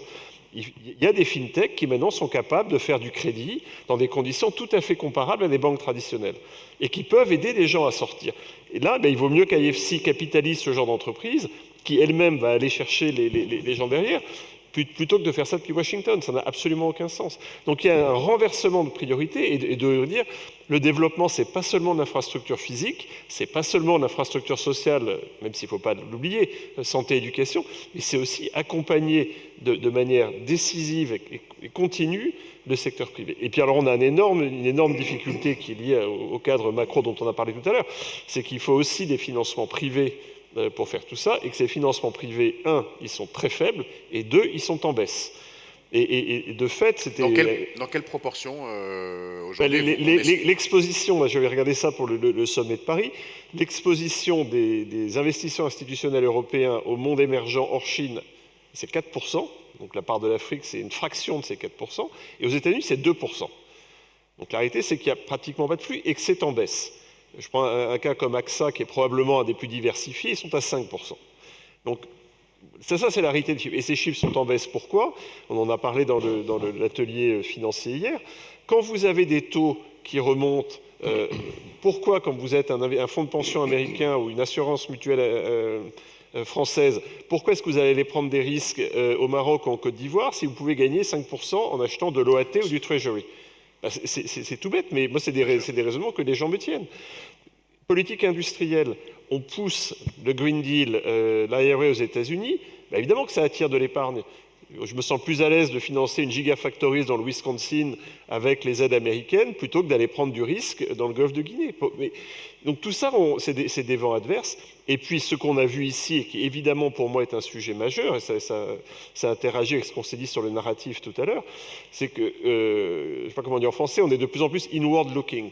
C'est-à-dire que la plupart des pays se replient sur eux-mêmes, ça a été accentué par le Covid, et moi ce que j'entends et qui me chagrine, et je n'ai pas de réponse, les gens disent il y a suffisamment de problèmes chez nous pour qu'on n'aille pas en plus s'occuper du problème des autres. Et donc mon épargne, elle reste en France, elle reste en Allemagne, elle reste aux États-Unis, parce qu'on a aussi nos problèmes de banlieue, nos problèmes de transition climatique, etc. Et donc on a vraiment des vents adverses, et il faut qu'on arrive d'une certaine manière à trouver une voie, VOIX, pas VOIE, qui disent, oui, c'est l'intérêt de l'Europe de mobiliser une partie de son épargne vers l'Afrique. Quels outils on met, comment on se met d'accord, etc. Plutôt que d'en parler, de tourner en boucle, on en parlait hier avec Madame Touré, comment est-ce qu'on fait ça? Et puis il y a un dernier sujet, je m'arrête vraiment là, on a toute une série de verrous réglementaires qui empêchent ça. Alors ça va des trucs les plus techno, BAL 3, Solvency 2, etc., des réglementations de l'OCDE. Mais il faut qu'on rentre dans le dur de ça. Et puis il y a tout le... Alors je plaide un peu contre mon camp, mais on a un sujet qu'on va appeler ESG, ou toutes les normes environnementales et sociales, où je pense que l'Europe, plutôt que de bétonner la forteresse en disant voilà c'est comme ça, et si vous voulez faire avec nous c'est comme ça, on engage un vrai dialogue. Je pense que si on veut imposer, on n'y arrivera pas. Si on veut transitionner vers une économie plus durable et plus résiliente, l'Europe a plutôt intérêt à tendre la main à l'Afrique, à tendre la main à l'Amérique latine et à l'Asie du Sud. On fera ça plutôt ensemble, plutôt que de se laisser broyer entre une approche chinoise et une approche américaine. Donc, au fond, je pense qu'il y a un potentiel extraordinaire. C'est un défi considérable, mais avec encore une fois, je ne vais pas répéter ce qu'a dit Lionel, il y a des potentialités extraordinaires, mais simplement, il faut se mettre en ordre de bataille. Ça ne se fera pas tout seul. Ça, c'est une certitude. Vous avez ouvert un sujet qui est extrêmement important, c'est le sujet de la voix africaine. Et je pense qu'on peut tous collectivement dire ici que cette voix s'est un peu éteinte au cours des dernières années. On a en Afrique des institutions qui ne portent pas la voix africaine. L'Union africaine est inaudible. La Banque africaine de développement ne l'est pas beaucoup plus, alors que ce sont les deux institutions qui devraient être porter haut et fort les couleurs du continent dans les grandes négociations. Il y a toute une négociation actuelle sur la nouvelle architecture politique et financière mondiale. On ne sent pas le continent présent dans ces discussions. On l'a vu aussi à des niveaux régionaux. On a beaucoup parlé des succès de la communauté d'Afrique de l'Est, mais on y voit aussi beaucoup de tensions et beaucoup de problèmes entre les différents pays qui la composent. La CEDEAO, on en a parlé, le Niger n'a pas pu être... a été un sujet qui leur a échappé complètement. La question s'adresse à vous, Général. Comment vous voyez, qu'est-ce que vous pouvez nous dire de cette évolution des institutions africaines, et est-ce que vous pensez qu'elles peuvent évoluer dans le bon sens, ou on est condamné à avoir des institutions politiques? Parce que la faiblesse de la gouvernance locale que l'on voit et dont vous avez tous les deux parlé sur le plan national, en fait, elle existe sur le plan continental et sur le plan régional. Ces institutions politiques ne marchent pas aujourd'hui, ou en tout cas ne font pas bien le job. Merci. Je ne peux pas conclure, comme vous le dites banalement, que ça ne marche pas. Dans la gestion des hommes, il faut tenir compte de l'opinion. La CEDEAO, parmi les communautés économiques régionales du continent, je pense, a fait des progrès notables sur le plan de l'intégration, sur le plan de la gouvernance démocratique. Mais aujourd'hui, avec les nouvelles technologies et les levées de boucliers... Je me permets de vous interrompre. Quand on voit que la décision du président Kagame d'ouvrir son pays à toutes les nationalités sans visa fait le tour des réseaux sociaux, ça démontre quand même l'écart qui nous reste à combler sur ce sujet-là. C'est-à-dire qu'en fait, c'est des solutions qui sont quand même assez simples pour nous, Africains, et qui ne sont pas prises. Revenons de façon insistante à la décision non aboutie de la CEDEAO par rapport au coup d'État qu'il y a eu au Niger. Il faut reconnaître que de façon globale, dans nos États africains, on a un problème de leadership, un problème de choix stratégique en vue de la sécurité humaine. Et c'est exprès que je n'ai pas planté le décor en parlant de la sûreté et de la sécurité des personnes et des biens. Revenant à la question de la CEDEAO par rapport à sa décision de déployer une opération militaire sur le Niger, il faut dire que l'émotion a aussi joué dans le cadre de cette prise de décision. Moi, j'étais déjà parti, mais si j'étais là, j'aurais peut-être mis un bémol. En réalité, quand vous déclarez à quelqu'un, sans avoir pris les dispositions préparatoires, la guerre à quelqu'un ou à un pays, ce pays en bloc se lève contre toute la communauté. Et l'opinion publique, l'opinion populaire, appuyée par les nouvelles technologies, ne pouvait même pas du tout permettre au président du Nigeria d'avancer sur cette... puisque lui aussi il peut craindre aussi un coup d'État. Au Mali, quand ça s'est passé, moi j'étais encore aux affaires à la commission, au département des affaires politiques, paix et sécurité de la CEDEAO. Il était pour nous question de déployer les chefs d'état-major sur le terrain au Mali pour leur indiquer que ce n'est pas le rôle des militaires de prendre le pouvoir. Mais en réalité, quand les militaires prennent le pouvoir, c'est sur la base du comportement de l'élite politique de chacun de nos États. Nous ne pouvons pas occulter les raisons endogènes de la stagnation de l'Afrique par rapport aux autres continents, mais je dis, pour les causes qui ont été évoquées par les auteurs de coups d'État aujourd'hui, à savoir la lutte contre le terrorisme, ce ne sera pas que l'affaire de l'Afrique seule. Et je revois la communauté internationale pour dire l'Europe et l'Afrique sont intimement liées. Et si nous devons sécuriser les matières premières critiques pour les industries de l'Europe, il faut sécuriser la sécurité humaine au niveau de l'Afrique. Mais justement, si on s'extrait du sujet des coups d'État, le sujet de la voix africaine dans les grandes négociations internationales, comment vous expliquez qu'aujourd'hui, l'Union africaine, sa voix ne porte pas? On va passer aux questions dans 1 minute. Comment vous expliquez que cette voix africaine ne porte pas, ou est-ce que vous pensez qu'elle porte suffisamment? Je ne sais pas si ça va être votre position, Madame la Première ministre. Il y a beaucoup de voix à l'intérieur de l'auditoire qui souhaiteraient apporter cette appréciation à nos débats. La voix de l'Afrique doit pouvoir porter. Mais est-ce que les institutions internationales telles que c'est conçu depuis après la Deuxième Guerre mondiale permettent à l'Afrique de porter ses voix? Ça, c'est une question que je me pose et que je vous pose aussi. Je crois qu'il y a déjà des questions dans la salle. On va prendre quelques questions. Alors, Madame la Première ministre. Merci. Voilà, prenez un peu cette impatience comme une volonté de contribuer avec une vision différente. S'il y a une chose que l'Afrique ne fait pas, c'est d'avoir une bonne PR, politique de relations publiques et de communication. Monsieur Severino l'a dit tout à l'heure, mais je rappelle qu'il n'y a aucun endroit au monde qui a subi autant d'agressions dans l'histoire et de manière continue, avec une indépendance relativement récente en 1960 pour la plupart de nos États. Entre-temps, l'espérance de vie a augmenté de 20 ans dans un laps de temps très court. La mortalité infantile a été quasiment éradiquée. Cette année, au Sénégal, il y a eu plus de filles inscrites à l'entrée en 6e que de garçons. Les filles sont arrivées premières au bac, à la faculté de médecine. Donc, il y a des progrès. Parce que si j'étais un jeune de 25 ans qui vous écoutait, je prendrais la mer. Je prendrais la mer. Il y a des zones de progrès. Personne ne parle du Nigeria. 220 millions d'habitants, la première économie africaine, devant l'Algérie, devant l'Égypte, devant l'Afrique du Sud. Comment ça se fait? Ce n'est pas un hasard. L'Afrique, c'est 1,3 milliard de personnes, avec un PIB combiné de 3,4 trillions de dollars. Donc pour les hommes d'affaires, voilà un endroit où il faut aller faire du business.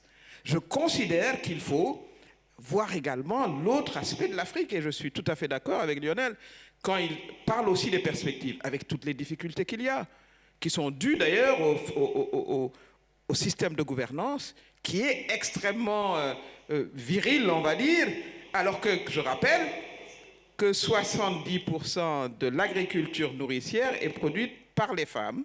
Et je considère qu'il y a également de l'innovation. Vous prenez des secteurs cinématographiques aujourd'hui, Hollywood, voilà, fait la compétition. Vous avez des espaces de création et d'espoir. Je crois qu'aujourd'hui, c'est également ce qu'il faut vendre, cette Afrique différente, qui est mieux éduquée que ses aînés, qui a des espaces d'opportunités importantes. Aujourd'hui, c'est zéro industrialisation. Mais le contexte, il évolue. Comme a dit Lionel, vous avez une classe moyenne de 200 millions de consommateurs. Ben, demandez à tous les gens qui vont vendre tout ce qui est téléphonie, etc., et qui mènent une dure compétition entre eux. Donc, je considère que dans ce type également de discussion, Il y a les problèmes que nous connaissons tous, hein, que nous avons tous recensés. Ceci étant dit, la relation entre démocratie et développement n'est pas évidente, hein, quand on voit ce qui se passe au Rwanda.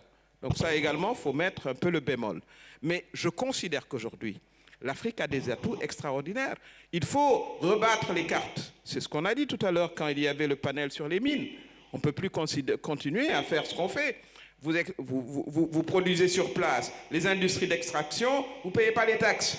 Moi, je veux bien que l'Europe dise « nous, on s'occupe des Européens », mais à ce moment-là, vous payez les taxes aussi là où vous faites de la richesse. Par exemple, un débat comme ça se pose. Mais voilà des questions centrales qu'il va falloir trancher. Donc, à mon avis, il y a également dans le discours toutes les contraintes, nous les connaissons, la mauvaise gouvernance et la corruption, parlons-en. C'est une des raisons des coups d'État, c'est très clair. Mais il faut être deux pour danser le tango. Il y a des corrupteurs, les corrupteurs, ils viennent d'où? Des pays souvent, du Nord. Hein. Donc ça, c'est des questions également qu'il va falloir qu'on discute. Pour ce qui concerne les jeunes, moi, je ne les vois pas forcément comme une bombe générale. Moi, je les vois également comme une main-d'œuvre dont il faudra s'occuper, c'est clair, avec les contraintes posées. Quel va être ce temps de latence de 4-5 ans qu'il faudra mettre à profit certainement pour les organiser en coopérative, au niveau communautaire, avec cette dynamique qui existait avant et qui a été, il faut le dire, à un moment détruite par certaines politiques de la banque, hein, il faut le dire. La coopératisation du monde rural, elle est inévitable. Vous ne pouvez pas prendre les paysans africains un par un et leur demander de louer un tracteur pour labourer 1 hectare. Ce n'est pas possible si vous ne les mettez pas ensemble. Et ça, on a des exemples un peu partout. Donc, il y a, à mon avis, toute une réflexion qui se mène et on le voit parce qu'on a parlé des coups d'État. Vous en avez cité 10 ou 12. Mais l'Afrique, c'est 54 pays.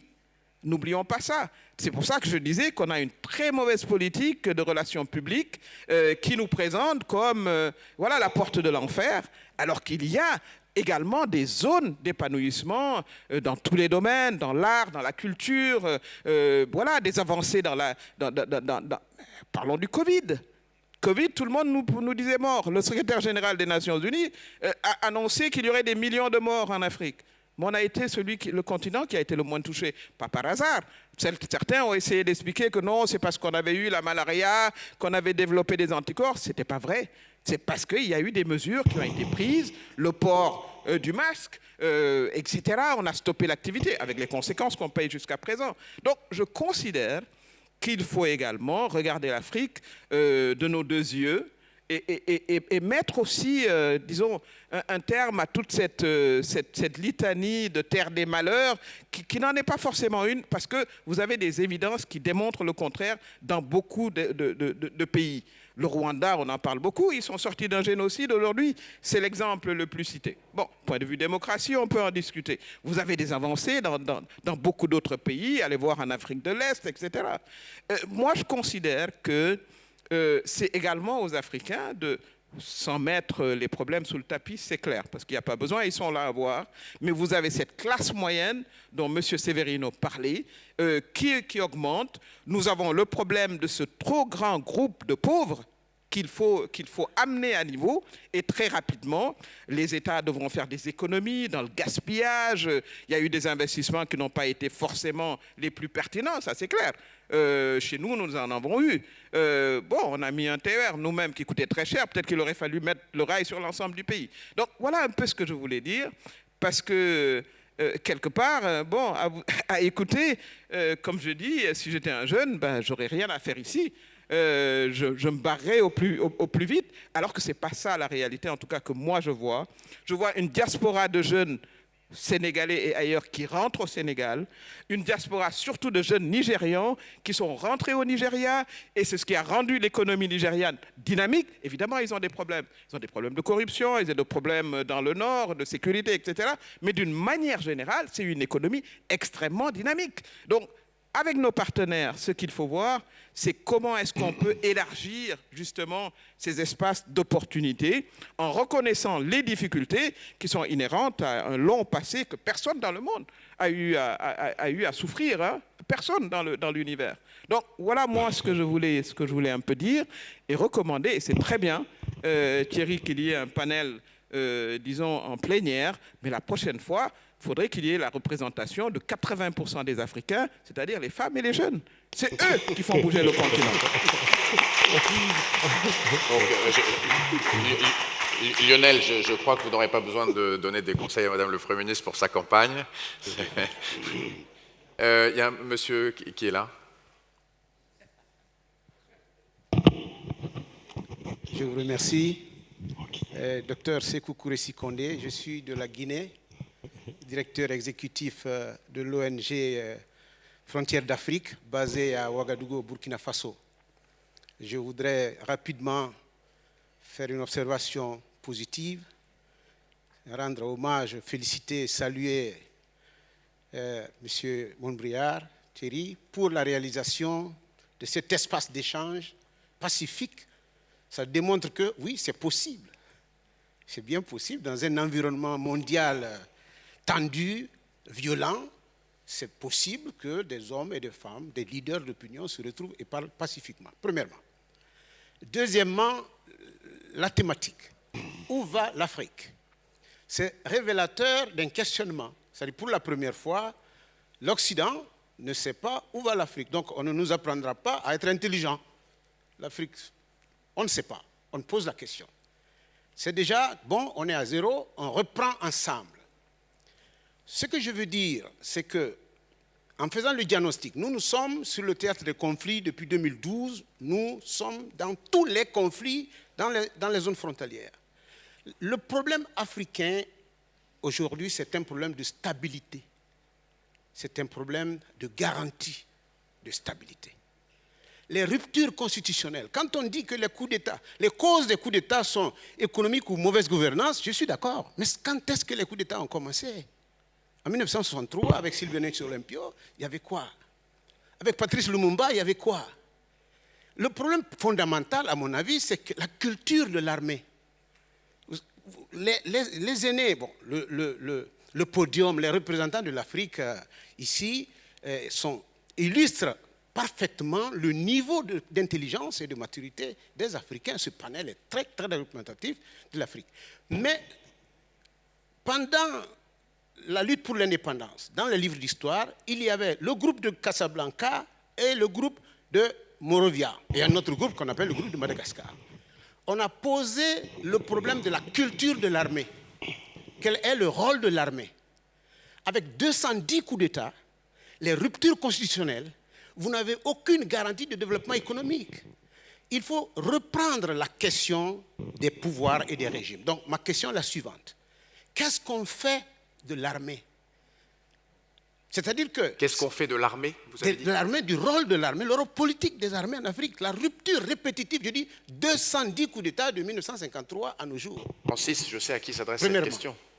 Et deuxièmement, lorsque vous calculez les statistiques, le temps mis par les militaires au pouvoir et le temps mis par les civils au pouvoir, c'est presque la même chose. Et le résultat, malheureusement, est presque la même chose à des différences près. Ce n'est pas universel, hein, ce n'est pas dans tous les pays, je parle de la majorité des pays africains. Et la deuxième question, donc? La deuxième question, donc, porte sur notre regard sur le régime, le changement de régime qui nécessite l'implication de l'armée pour nous éviter ces ruptures répétitives. C'est-à-dire que l'Afrique, en productivité et en efficacité, n'a pas de problème, mais l'Afrique a un problème de stabilité. Et la question? Est-ce qu'on doit changer le régime? Donc, on a 90% de régime présidentiel fort, ça ne marche pas. Il faut, au lieu de parler de la communauté internationale, parler de la communauté africaine. Il nous reste vraiment 2 minutes. La question, s'il vous plaît. Alors, est-ce qu'il est possible aujourd'hui de revoir, de relire et d'examiner un régime qui prévoit le rôle de l'armée intégré dans le système de gouvernement? Merci pour la question. Francis, et après, je voudrais juste laisser la parole très rapidement à Jean-Michel Severino et à me mettre dessous pour ne pas laisser l'impression à Madame le Premier ministre que nous avons été négatifs, ce qui ne m'a pas semblé être le cas. Mais Francis, si vous voulez répondre très rapidement merci à beaucoup. notre ami. Je ne ferai jamais l'apologie des coups d'État. Je suis un défenseur des droits de l'homme, même en étant officier général. Je ne ferai jamais l'apologie. Mais alors, qu'est-ce qui amène les militaires à intervenir dans la vie publique? Il est indiqué partout que c'est les acteurs politiques et la société civile qui animent la vie sociale et politique d'un pays. Je vous dis que le plus souvent, c'est les civils qui amènent les militaires à intervenir. Sinon, le rôle de l'armée est désormais défini dans presque toutes les constitutions des pays africains. Mais quand vous, les civils, vous n'arrivez pas à vous entendre, il faut quand même que l'État continue de marcher. Je vous donne un exemple très simple que j'ai vécu au Mali. Le président Ibeka, paix à son âme, a été élu démocratiquement. Disons-le.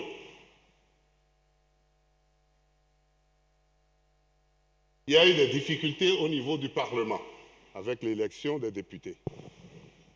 Il était question de régler ce litige par la Cour constitutionnelle. La CEDEAO s'est déployée sur le terrain et a mis des experts qui ont dit « reconstituons la Cour constitutionnelle et déférons ce dossier du Parlement au niveau de la Cour constitutionnelle ».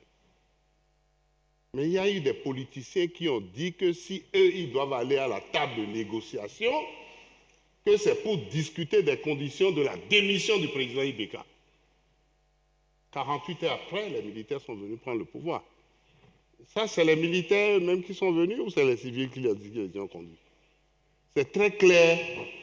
Dans nos pays, on a vu des turbulences qui indiquaient que l'armée prenne le pouvoir. Je vais peut-être parler du Sénégal, mais l'armée n'a pas pris le pouvoir. Ça, au Bénin, nous avons eu beaucoup de difficultés, on a eu des multitudes de coups d'État, il y a eu un régime militaro-fasciste de 27 ans. Je prends à témoin l'indicateur majeur de cette conférence nationale, mais nous avons passé en douceur du régime dictatorial au régime militaire. Et depuis 1991, après la conférence nationale, les militaires béninois n'interviennent plus dans la vie sociopolitique. Mais quand la sécurité humaine n'est pas garantie, je puis vous dire que quel que soit le statut que vous consignez ou que vous assignez aux militaires, ils vont venir prendre le pouvoir. Il faut absolument... Je donne l'exemple simple du G5 Sahel. Au fronton du G5 Sahel, c'est la sécurité et le développement. Mais pourquoi ça n'a pas marché à ce niveau? Et dans le même Sahel, j'ai dit l'année dernière qu'il y a plus de 20 stratégies au niveau de la communauté internationale, mais sans aucune coordination. Ça, disons-le, il faudrait que si nous sommes des êtres vivants, il faudrait que nous puissions être vraiment ensemble et voir la réalité en face. Je pense que ce panel ne pourra certainement pas régler tous les problèmes, mais nous devons absolument, au niveau de la communauté internationale, penser à la question de la sécurité humaine en Afrique. J'ai dit que nous avons des problèmes de leadership. J'ai dit que nous avons des problèmes de gouvernance. J'ai dit que nous avons des problèmes de choix stratégiques. Le Bénin était le premier producteur du palmier à huile. Moi, je suis du Bénin. Mais pourquoi aujourd'hui on ne produit plus du tout du palmier à huile? C'est l'élite. Merci beaucoup. Je ne sais pas si j'ai donné... Merci, Général. Le mot de la fin, peut-être, Jean-Michel et Robert. On ne peut pas finir un débat pareil, donc il sera continué, y compris ce soir, je pense, parmi tous ceux qui s'y intéressent. Moi, je crois qu'on est... Je nous incite à partir sur des notes positives. Moi, personnellement, je crois, un peu m'inscrivant dans la foulée de ce qui a été dit tout à l'heure par Lionel, que nous avons, même si nous avons beaucoup de tribulations conjoncturelles, qui vont notamment peser immédiatement, il y a un facteur très puissant d'accélération de la croissance économique qui va se faire sentir sur une très longue durée et qui est le dividende démographique. aujourd'hui le seul pays dans le continent africain qui ne voit pas encore commencer une déformation positive du ratio actif sur inactif, c'est le Niger. Il ne le verra apparaître que sans doute après 2030. Partout sur le continent, la proportion de la population active dans la population totale augmente, et ça, c'est un détonateur de croissance. Ce détonateur de croissance, il va agir sur très longue durée, compte tenu des structures démographiques du continent africain et du rythme de la transition. Alors maintenant, en soi, ça ne suffit pas, bien entendu, il faut encore qu'il y ait des politiques économiques qui exploitent cet avantage comparatif extraordinaire que le continent africain va être le seul dans la planète à connaître dans les 70 ans à venir, le seul, hein, et qui va lui permettre de constituer d'ici à la fin du siècle à peu près la moitié de la force de travail mondiale, puisque aujourd'hui nous avons un continent africain dont il est sûr qu'il va passer à 2 milliards d'habitants en 2050 et dont le seul débat est de savoir s'il sera à 3,5 milliards ou à 4 milliards en fin de siècle. La croissance ne sera pas terminée d'ailleurs à ce moment-là. Donc ça, c'est donc maintenant parmi le grand nombre de choses qu'il faut faire pour bien exploiter ce dividende démographique, il y en a une pour laquelle, bien entendu, par conviction et par action, je pense qu'elle était absolument essentielle. Et cela tient au fait qu'il y a beaucoup de choses qui se sont bien passées en termes de politique publique dans le continent, comme la Première ministre, Mme Touré, le disait, mais il y en a qui ont été plus faibles. Et c'est en particulier ce qui a été plus faible dans le continent africain, en moyenne, même si chaque pays a des politiques différentes, ça a été la libération des énergies au profit de l'entrepreneuriat. Puisque ce continent africain doit construire son secteur productif, comme il y a très peu d'entreprises existantes, ça passe forcément par appuyer la naissance de nouvelles entreprises. C'est bête comme chou, quoi. Il n'y a aucune sophistication là-dedans. Or, la plupart des politiques d'appui au développement du secteur productif en Afrique sont concentrées plutôt sur des très grandes entreprises ou sont concentrées sur des grandes infras. Et du coup, nous connaissons aujourd'hui une situation où, dans la plupart des pays, l'entrepreneuriat trouve de grandes difficultés à passer du stade, je dirais, de la petite miette, hein, à un stade plus structuré parce qu'il rencontre une vallée de la mort qui est très profonde, très difficile à franchir, avec des plafonds de verre en termes d'accès au financement, d'accès aux capacités, qui est un sujet aussi important que l'accès au financement.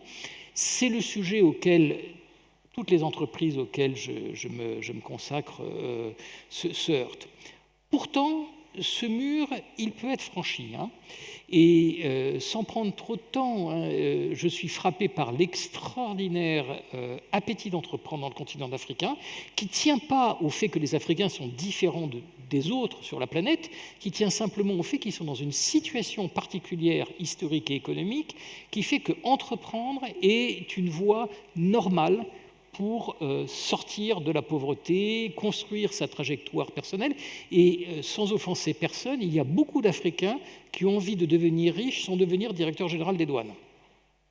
Et si on veut changer, je crois, en profondeur le continent africain, il faut aider ces Africains à devenir prospères, à devenir employeurs, sans être encore une fois, obligés de passer par des voies corruptives ou autres, ce qui est une aspiration, hélas, assez humaine dans ces contextes. Alors, nous, on a, je ne peux pas citer ces 300 entreprises qu'on accompagne aujourd'hui, mais il y a dedans des trajectoires absolument extravagantes. Madame Touré, sénégalaise, on a accompagné la naissance d'une entreprise qui s'appelle la laiterie du Berger, Dolima, pour les consommateurs de produits laitiers frais au Sénégal. C'est une entreprise qui est partie du néant, qui a aujourd'hui plusieurs dizaines de millions d'euros de chiffre d'affaires, qui a un partenariat avec Danone, des centaines de salariés, qui est en train de construire une filière de produits laitiers complètement autonome au Sénégal. On accompagne des entreprises qui sont à Madagascar, qui là aussi sont passées de 0 à 1 millier de salariés dans le domaine du textile en l'espace de 7-8 ans, ont traversé le Covid, vendent aux plus grandes marques mondiales des produits de luxe dans ce qu'on appelle le garment. Au Sahel, on s'est accompagné des entreprises, il y en a une en tête qui s'appelle Agroserve, qui est partie, qui a transformé son posture d'une activité de négociant en activité producteurs de maïs et qui est en train de transformer complètement le marché de l'alimentation humaine au Burkina, y compris donc dans des circonstances très difficiles. Donc il y a beaucoup de très belles réussites et ces chemins de réussite, ils sont non seulement possibles, mais on les voit se réaliser sous nos yeux à partir du moment où on permet à ces entrepreneurs d'évoluer dans un écosystème qui est, je dirais, normal, dans lequel ils peuvent recruter, dans lequel ils peuvent acquérir des technologies et dans lequel ils peuvent avoir accès à des capitaux. Ce qui est, donc, pour ma part, je pense, très essentiel, si on veut, et pardonnez-moi si je me répète si on veut profiter du dividende démographique qui s'ouvre, c'est qu'on n'est pas seulement les 300 entreprises d'IEP, mais 3 millions d'entreprises. Et c'est le passage du stade d'investisseurs dédiés à la construction d'écosystèmes favorables, qui est le travail des politiques publiques, qui doit aujourd'hui être fait avec, je crois, beaucoup plus de vigueur que ça a été le cas. Et ce serait une étape logique dans une succession d'évolutions de la politique publique qui a fait qu'au début du XXe siècle, le secteur des infrastructures a bénéficié d'une très grosse priorité. D'ailleurs, Lionel l'a rappelé, au détriment presque de tous les autres. Puis, à partir des années 2010, on a vu une accélération très importante des politiques sociales, en éducation, en santé. Aujourd'hui, nous devons et nous pouvons franchir une nouvelle étape. Merci Jean-Michel. Robert, en 1 minute 30, parce qu'on nous fait des signes. Oui, j'ai vu que le temps file. Je dis et je proclame que l'Afrique progresse. La preuve, ces dernières années, si je prends le cas du Bénin, il y a une éclosion de petites et moyennes entreprises agro-industrielles et les produits sont sur le marché. Ensuite, tout le monde fait la cour à l'Afrique. La France avait créé des réunions France-Afrique. Bon, le Japon, France-Afrique, la Chinois, France-Afrique, Soviétique, France-Afrique. Et lorsque la Fédération de Russie s'est fâchée contre la France, elle a juré de s'en prendre à la France en Afrique. Et elle y est. Ça veut dire quoi? Et le janvier prochain, c'est l'Italie-Afrique. Ça veut dire que nous progressons. Mais nous ne sommes consolidés sur aucun plan. Parce que nous n'avons pas de culture démocratique ni mentalité institutionnelle. Je ne développerai pas plus. Pour que l'entrepreneur puisse s'épanouir, être sûr de son investissement, il lui faut un cadre que l'État doit créer. Et quand l'État ne le crée pas, il faut le dire. Voilà, je m'arrête là. Merci. Donc, nous progressons, nous progresserons. Merci. Merci à tous pour ce débat. Est-ce qu'il reste une ou deux questions dans la salle avant de... Voilà. Merci beaucoup. Merci de nous avoir écoutés.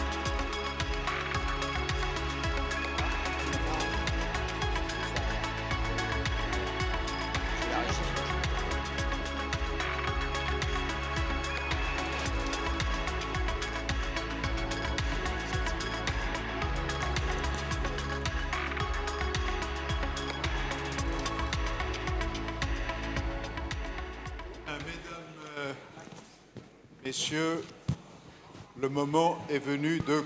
Oui, bon, ça... Jusqu'à présent, je n'ai rien dit d'essentiel.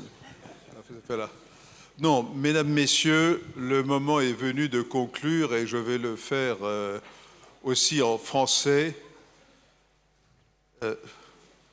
Aminata, je suis désolé, je ne suis qu'un mâle blanc. Hein, mais enfin, on s'aime bien quand même. Hein, ça fait là. Bon. Donc le moment est venu de conclure et je vais le faire très sobrement. Je crois que nous avons eu une bonne réunion et même de mon point de vue très bonne. Et j'en suis d'autant plus heureux que cette réunion se passe en un moment d'immense tension internationale et donc nous avons prouvé une fois de plus d'ailleurs peut-être que nous ne sommes pas là pour rien. Alors, ce que je voudrais faire maintenant, c'est remercier un certain nombre de personnes et d'institutions, et je vais donc convoquer sur ce plateau Songnim Kwan.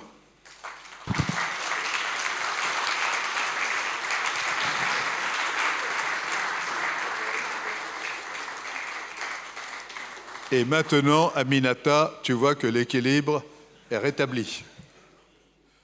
Et Songnim a fait un travail extraordinaire, vous le savez toutes et tous. Je voudrais aussi faire monter à côté d'elle ces trois collaboratrices. J'espère qu'elles sont dans la salle. Charlotte, Laura et Lucie.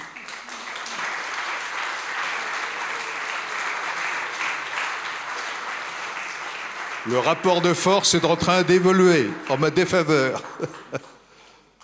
Voilà, vous montez, mettez-vous autour, allez, une d'un côté, les deux autres de l'autre. Ben non, qu'est-ce que c'est que ça? Voilà.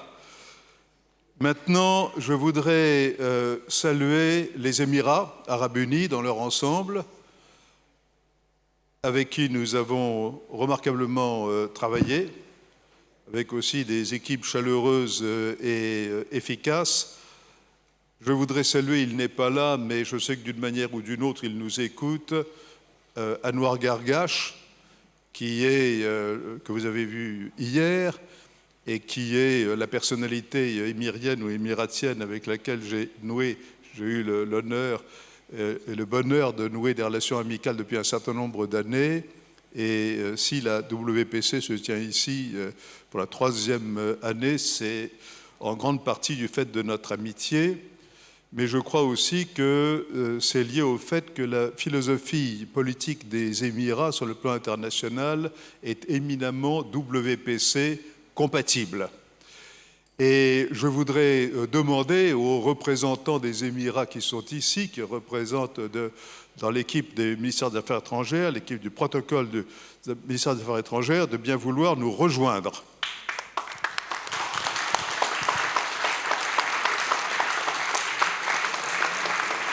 Voilà. Je les salue et les remercie. Thank you. Thank you.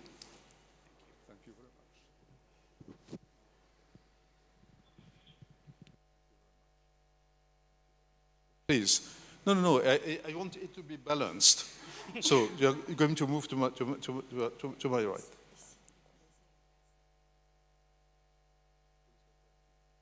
Ah oui. Bon. Je voudrais maintenant remercier Nicolas de Germay, ici au premier rang.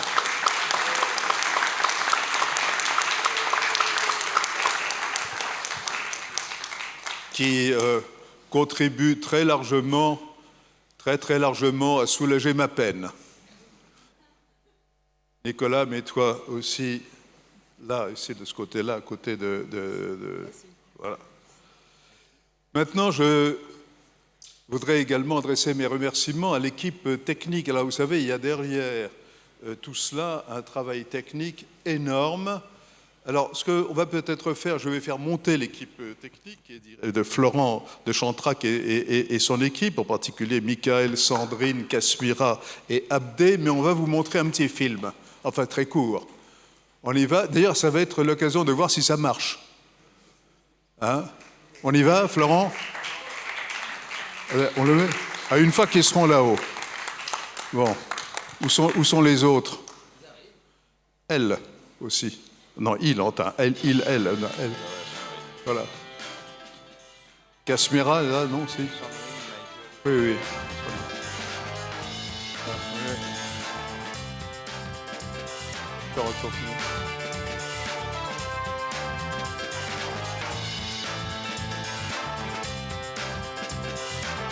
C'est là. Non, c'est bien. Oui, que pour l'équipe. Oui, c'est pour ça que. Oui.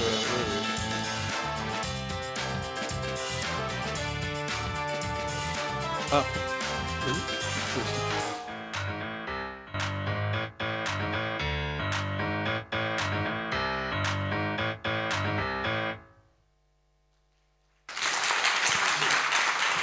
Vous voyez qu'il y a un énorme travail technique qu'on voit peu, mais sans lequel, évidemment, il ne se passerait rien. Hier matin, nous avons eu un petit incident technique. Je vous garantis que réparer ça en moins de 3/4 d'heure était déjà un petit exploit, parce que nous aurions pu y passer la journée, ce qui eût été dommage. Alors, maintenant, je voudrais adresser aussi mes chaleureuses félicitations à l'équipe média, c'est-à-dire à Guillaume Foucault et à son équipe. Je leur demande de nous rejoindre, Bernard Xavier et Simon. Alors lui, c'est Guillaume. Voilà. Et elle s'est mariée. Comment ça va? Voilà. Et alors, pour rétablir aussi l'équilibre, Anne-Lotte. Merci. Non, parce qu'il y a l'équilibre de genre, moi je dois faire très attention, hein, parce que sinon il y a Aminata qui me surveille en permanence. Hein, là. J'ai peur. Mais enfin, je vote quand même pour Aminata. Hein. Voilà, si on me donne le droit de vote au Sénégal. Je voudrais également saluer l'équipe des interprètes.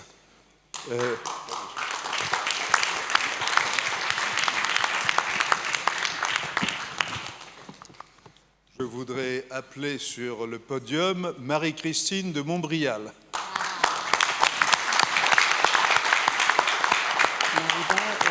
Non, je ne veux pas. Ils ont dit que non. Je veux pas.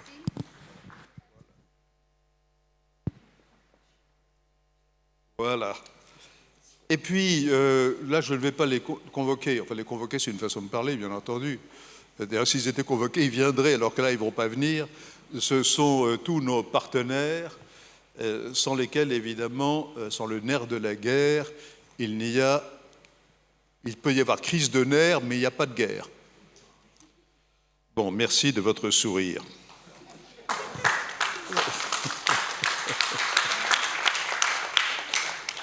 Et puis, last but not least, il n'a quand même pas dit que je ne prononcerai pas un mot d'anglais. Je voudrais saluer vous tous, nos membres, nos intervenants, et je pense que le pari que nous faisons depuis le début, c'est-à-dire d'être un club d'amis et de prendre aussi du plaisir à nous voir et à déambuler ensemble, vous tous et nous, les organisateurs et ceux qui y participent, nous formons un groupe. Et même quand nous nous taquinons les uns les autres, eh bien on se taquine et c'est affectueux. Donc je nous salue tous.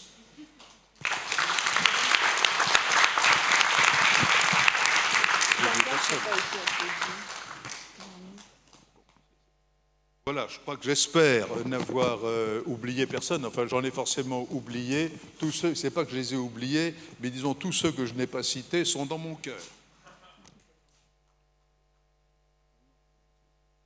Il faut préciser que le dîner... Oui, mais à quelle heure? À 20h. Bien. Vous voyez, j'ai un souffleur. Et donc c'est pour dire ce qui peut-être vous intéresse tous le plus maintenant, c'est qu'il y a un dîner qui va être extrêmement informel, qui va se passer à la plage. Sur la plage, il y a des restaurants sympathiques. Enfin, je suis sûr que ça se passera très bien. Peut-être même qu'il y aura de l'alcool. La réponse est oui. On a voulu faire quand même un peu attention parce qu'on a voulu surveiller que vous ne soyez pas en état d'ébriété. C'est pourquoi on n'a pas servi d'alcool dans les repas précédents, mais ce soir, il y en aura. Voilà, je crois que le discours est terminé. Et s'il vous plaît, ne me dites pas que c'était mon meilleur discours. Non, c'est certainement le meilleur. Mais comme je viens d'une zone où les putsch fleurissent, les coups d'État fleurissent, eh bien, en vertu des pouvoirs que je me suis conférés, avec votre approbation, je voudrais dire un mot au nom de vous tous, sans votre mandat, mais avec votre porte-fort. Vous portez fort de ce que je vais dire en votre nom. Je voudrais en votre nom féliciter Thierry de Montbrial.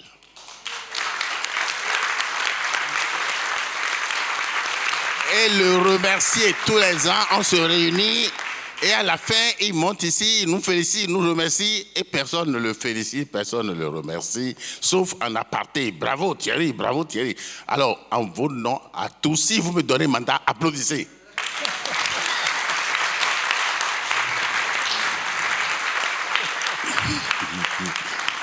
Parce que concevoir cette forme de réunion et faire jusqu'à 16 éditions, il faut vraiment le vouloir, il faut vraiment s'y atteler. Applaudissez-le.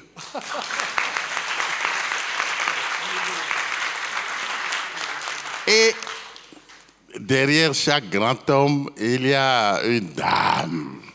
Il faut aussi l'applaudir. Parce qu'il est souvent absent. Il voyage beaucoup pour régler cette question pour qu'on puisse se retrouver ici. Donc il faut l'applaudir, Madame de Brial, Marie-Christine. Voilà, si vous êtes d'accord avec mon putsch, applaudissez encore Thierry de Montbrial. Merci. Il s'est pris pour le général Béhanzin. Mais comme le général Béhanzin a dit qu'il ne ferait pas de coup d'État, s'est levé la... Mais où est-ce qu'il est passé? Il est juste là. Ah, il s'est retiré, voilà. Enfin, le tout dernier mot, c'est pour vous dire, tout ça n'était absolument pas préparé, mais je me dis que quand même, dans le biais béninois qui a été souligné tout à l'heure, il y a tout de même du bon. Allez, merci à toutes et à tous, et à tout à l'heure.